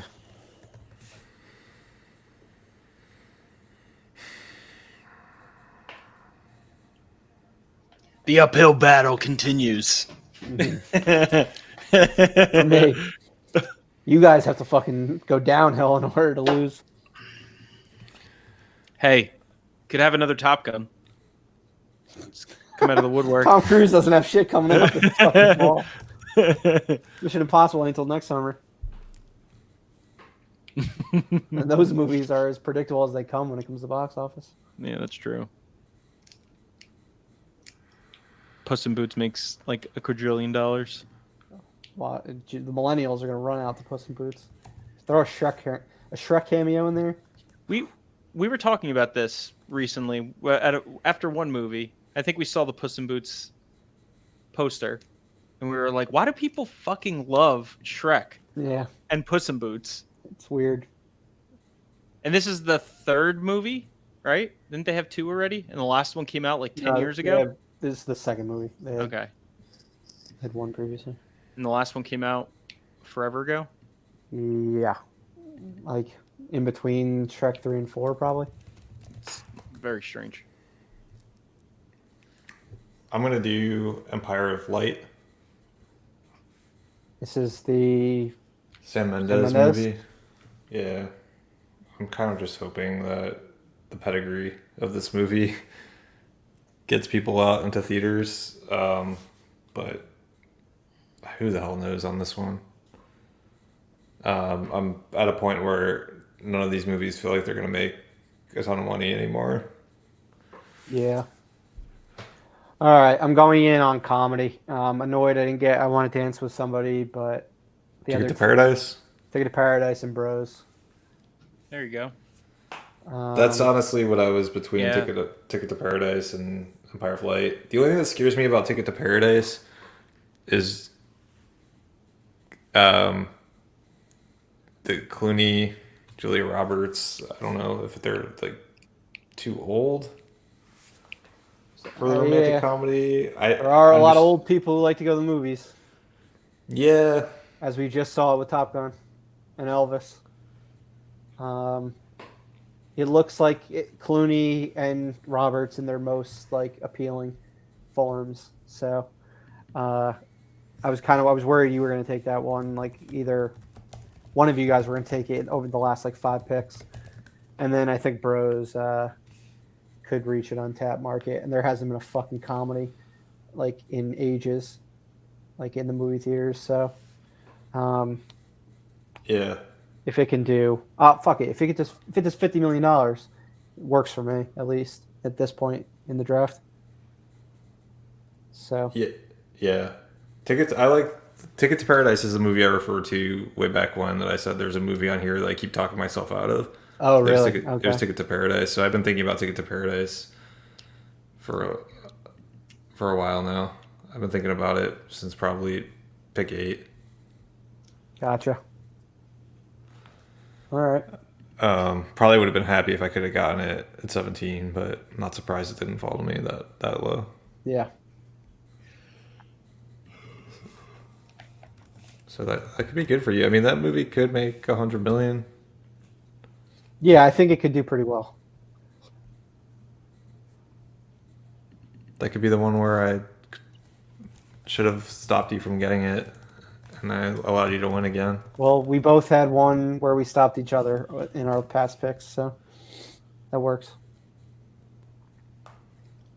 All right, what the hell are these movies?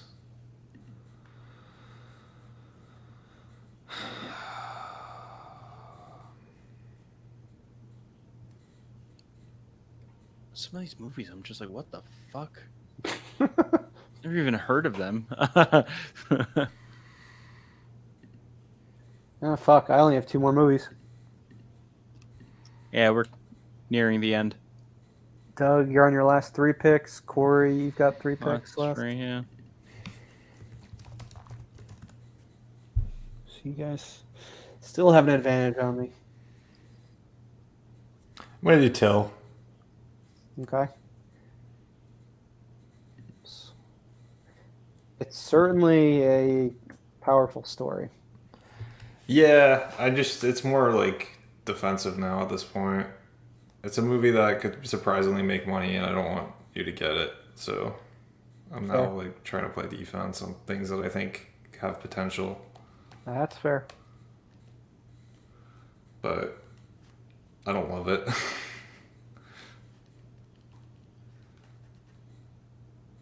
Um,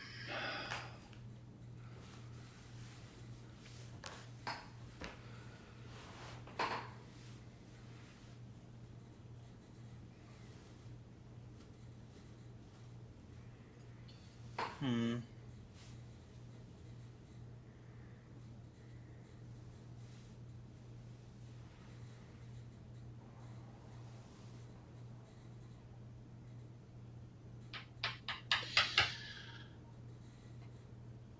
God.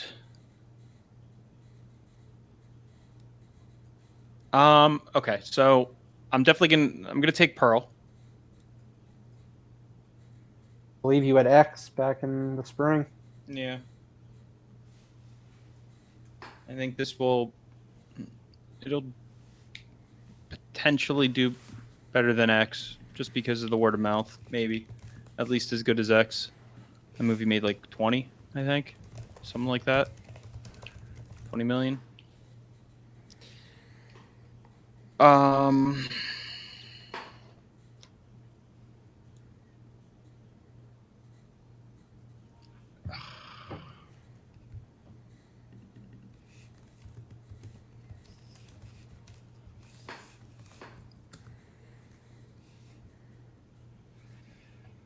Um.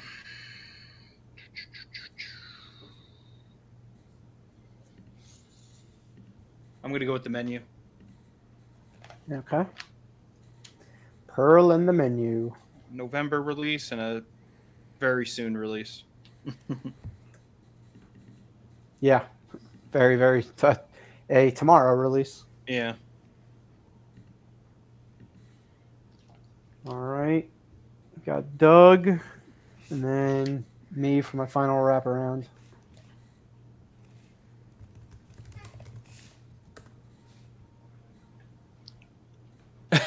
I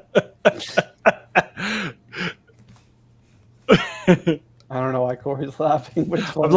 I'm laughing because Doug is just like not even blinking. He's just like it's like dead stare. He's like, this is my most important pick. The last pick, which we've already talked about, is barely fucking relevant.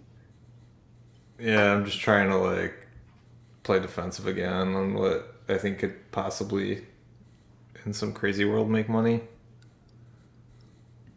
What was Till again? Who was in that? I don't I don't know if think there's any anyone's in major that. names. It's just based on Powerful. Emmett Till. Okay. Yeah, I'm not sure.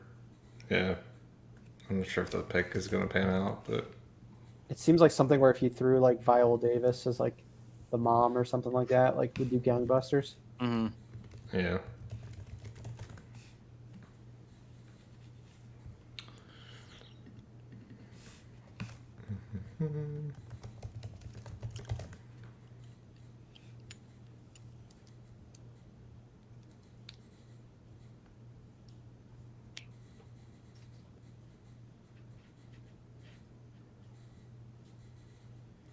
I do Lyle Fuck you! Crocodile.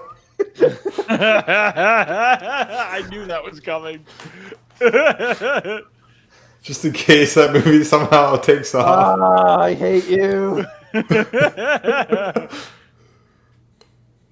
tables have Damn turned. it. The tables have turned. Just gonna take that off the board for Doug Murph. is just squeezing every last morsel away from Murph. I wanted that one. I was like, if this fucking stupid movie makes it to me at the end, I'm getting an extra $100 million.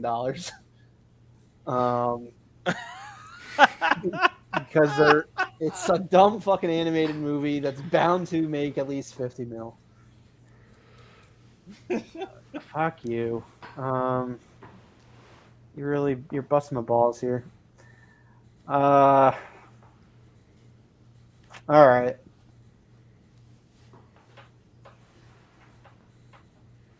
I'm going to go with Smile because people seem to like the trailer. Good trailer. It's a good trailer. And I've seen it a bajillion times this summer, so I'm assuming a lot of other people have as well. It's been like attached to every movie. And then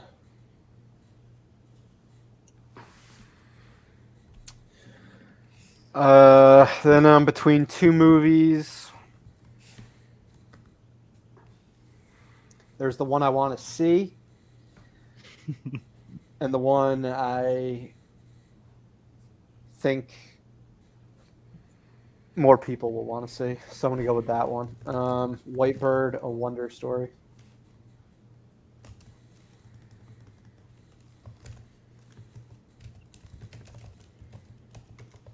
Name recognition, so franchise recognition.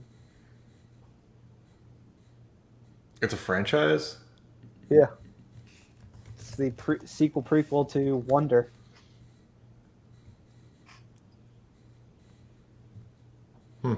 Didn't know that. Guess I wasn't paying attention when you said that. during the. It's all right. I don't think it's going to really do very well. Best case scenario makes $40 million. You really fucked me with Lyle Lyle Crocodile. Should have known. Words that I never thought would be uttered during this draft is you really fucked me with Lyle Crocodile. Fuck. I should have went with that one in my last round. Yeah, I'm still regretting not blocking Ticket to Paradise from you. Yeah, I'm still mad about it. I want to dance with somebody. We've been having a dance of just screwing each other over. Corey just like makes out perfectly because he's not part of this. Just all his fucking picks. We just try to take each other down. I have no fucking clue what you two are going to draft for these last two. Either do I. I think I'm only going to draft because just to stay consistent with my high pedigree movies, I'm going to do Armageddon Time. Okay. But I have no expectation that this movie's going to make anything. Yeah, I don't think it's going to. But I've been wrong before. I'm just going with movies I want to see. It seems like so.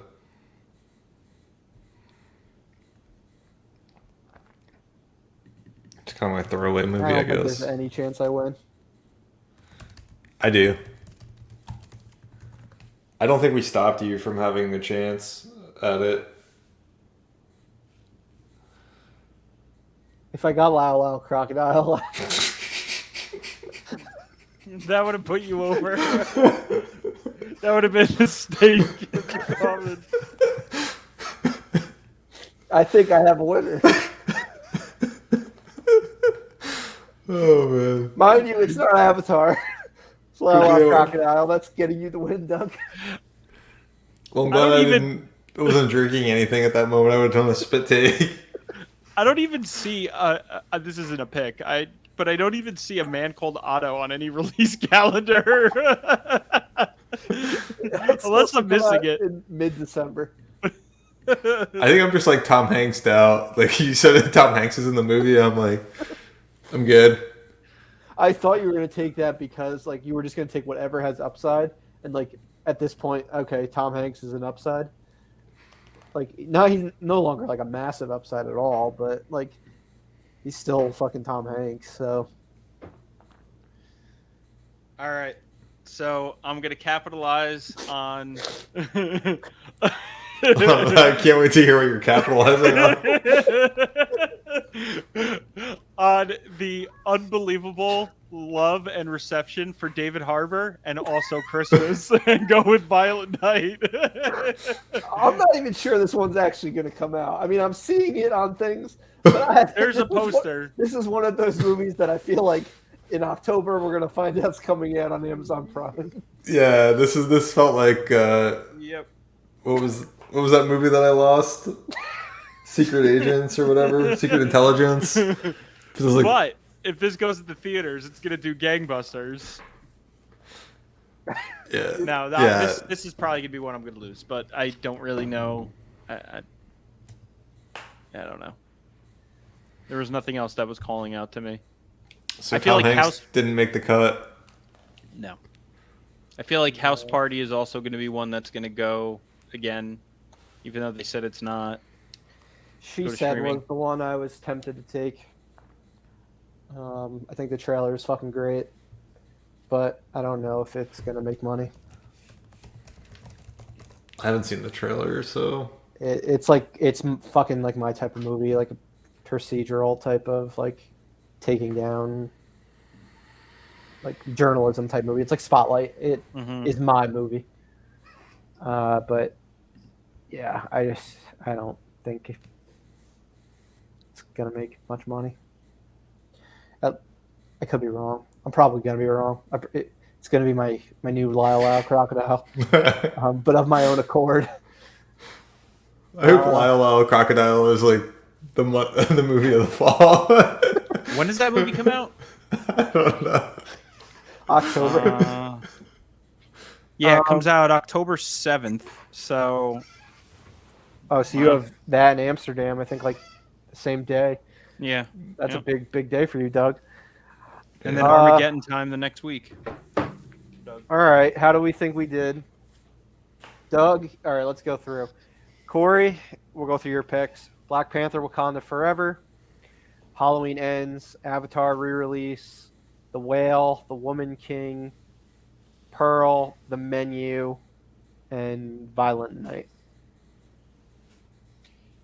I feel pretty confident with mine, but I'm not sure how much money a lot of the movies are going to make. I really just tried to spread out as much as possible. Yeah. That was kind of my plan. Yeah, like your movies Avatar. seem like they have a lot to overcome, but they have potential to be sleepers, like a bunch of them. Like The Whale, The Menu, The Woman King. But then you have like guaranteed ones, obviously, like Halloween. Like I wanted Halloween because I knew it couldn't. Like I know exactly, like at minimum, what it's going to make. Yeah. So like that's the type of movie I like to be able to draft, Mm-hmm. especially in my position where I could double it up. So I was kind of annoyed you got that one.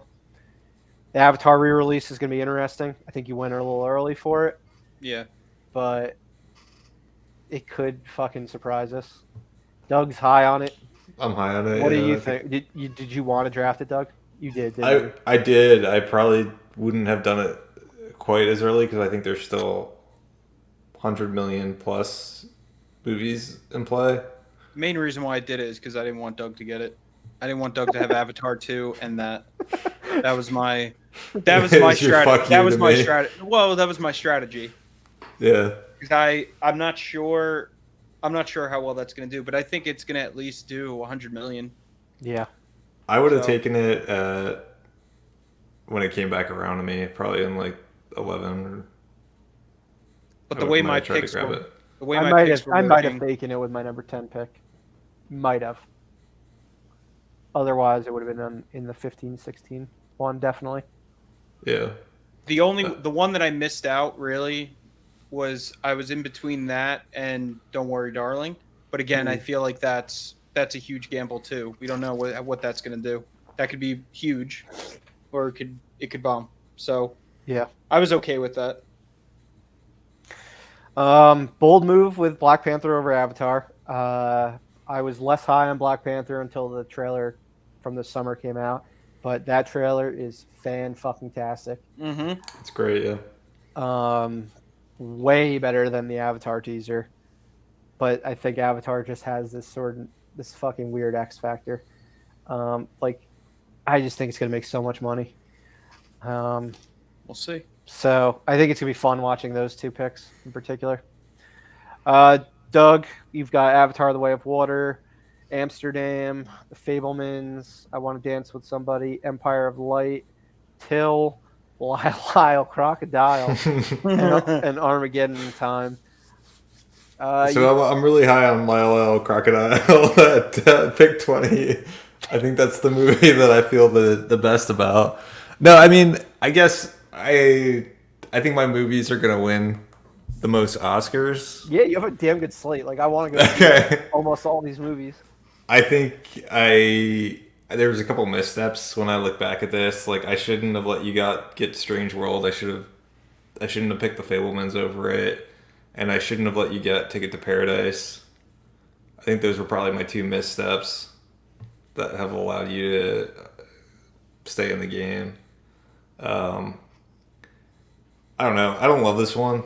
I think I just, for whatever reason, decided that I was going to pick movies I wanted to see this time.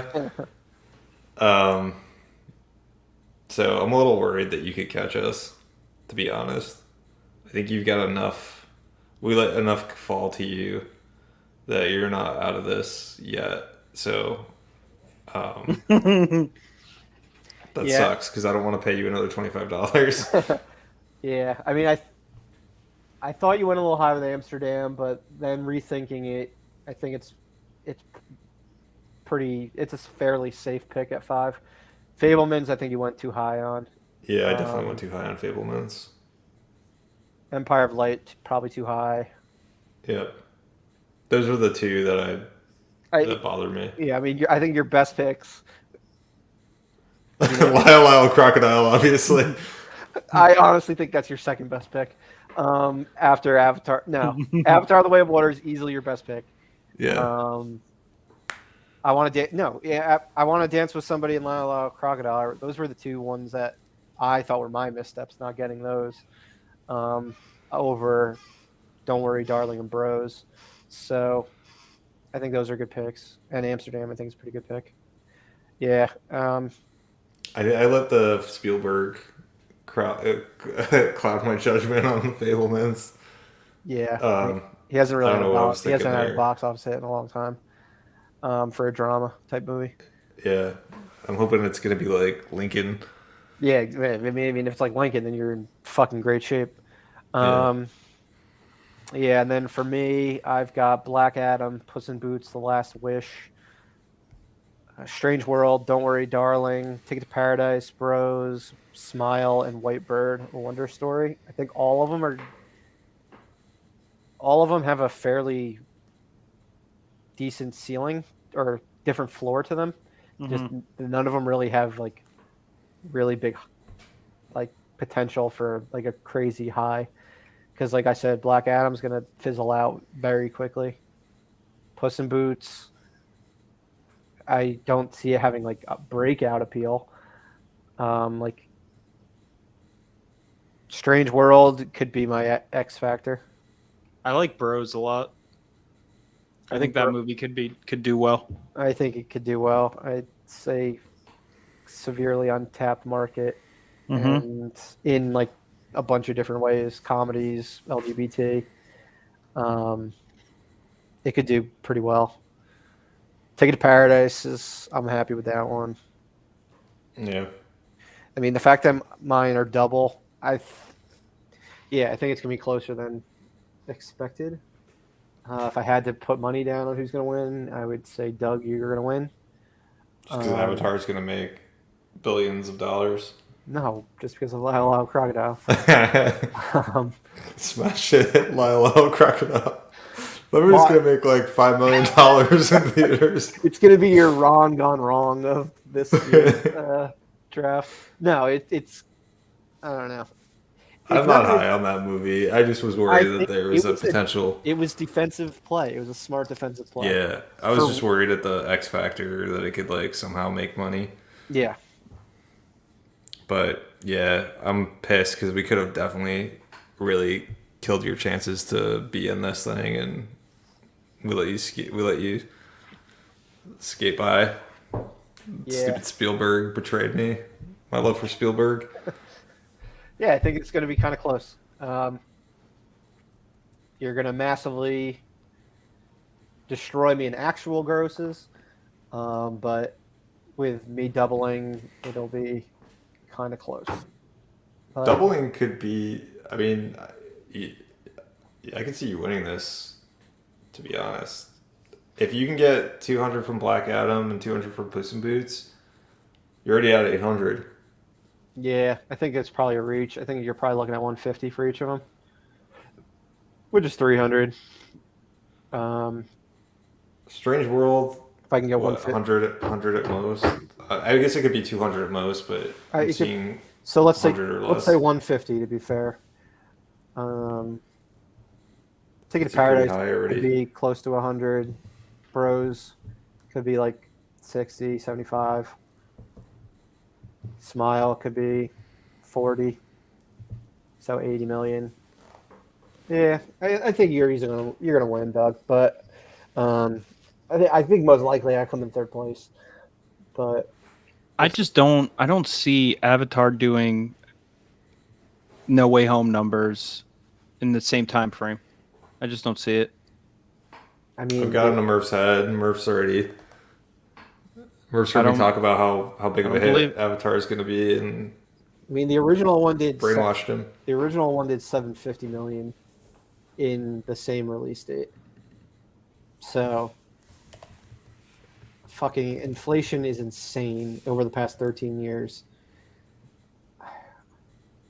I don't think it's going to do Force Awakens numbers, but I think it can do Top Gun Maverick, Black Panther, Avatar, potentially Spider-Man numbers. I just think Black Panther will have more legs.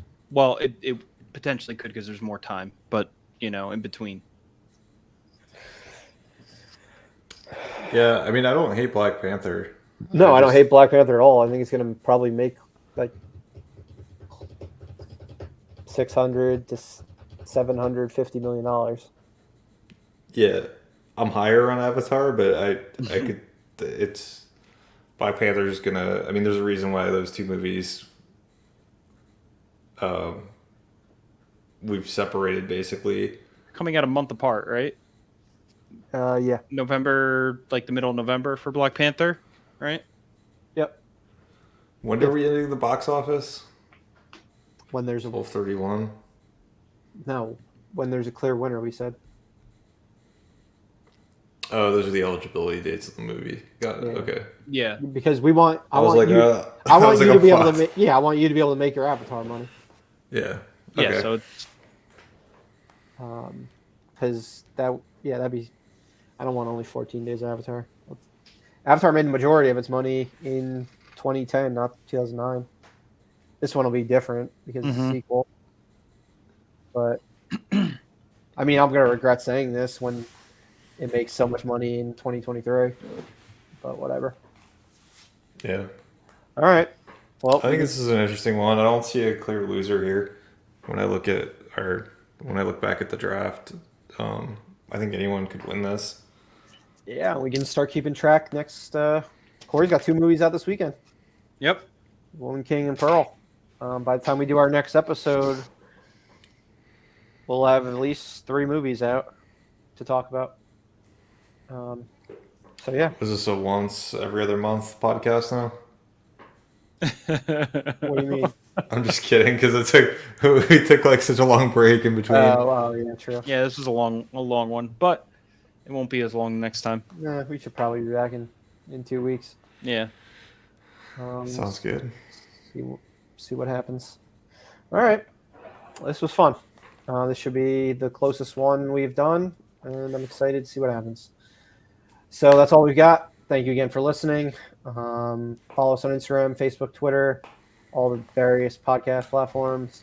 We'll let you know I don't know what the next episode's going to be about, but we'll figure that out before then. But as always, this has been Corey, Doug, and Murph at Live Breathe Film. We'll see you again next time, film fans. Bye.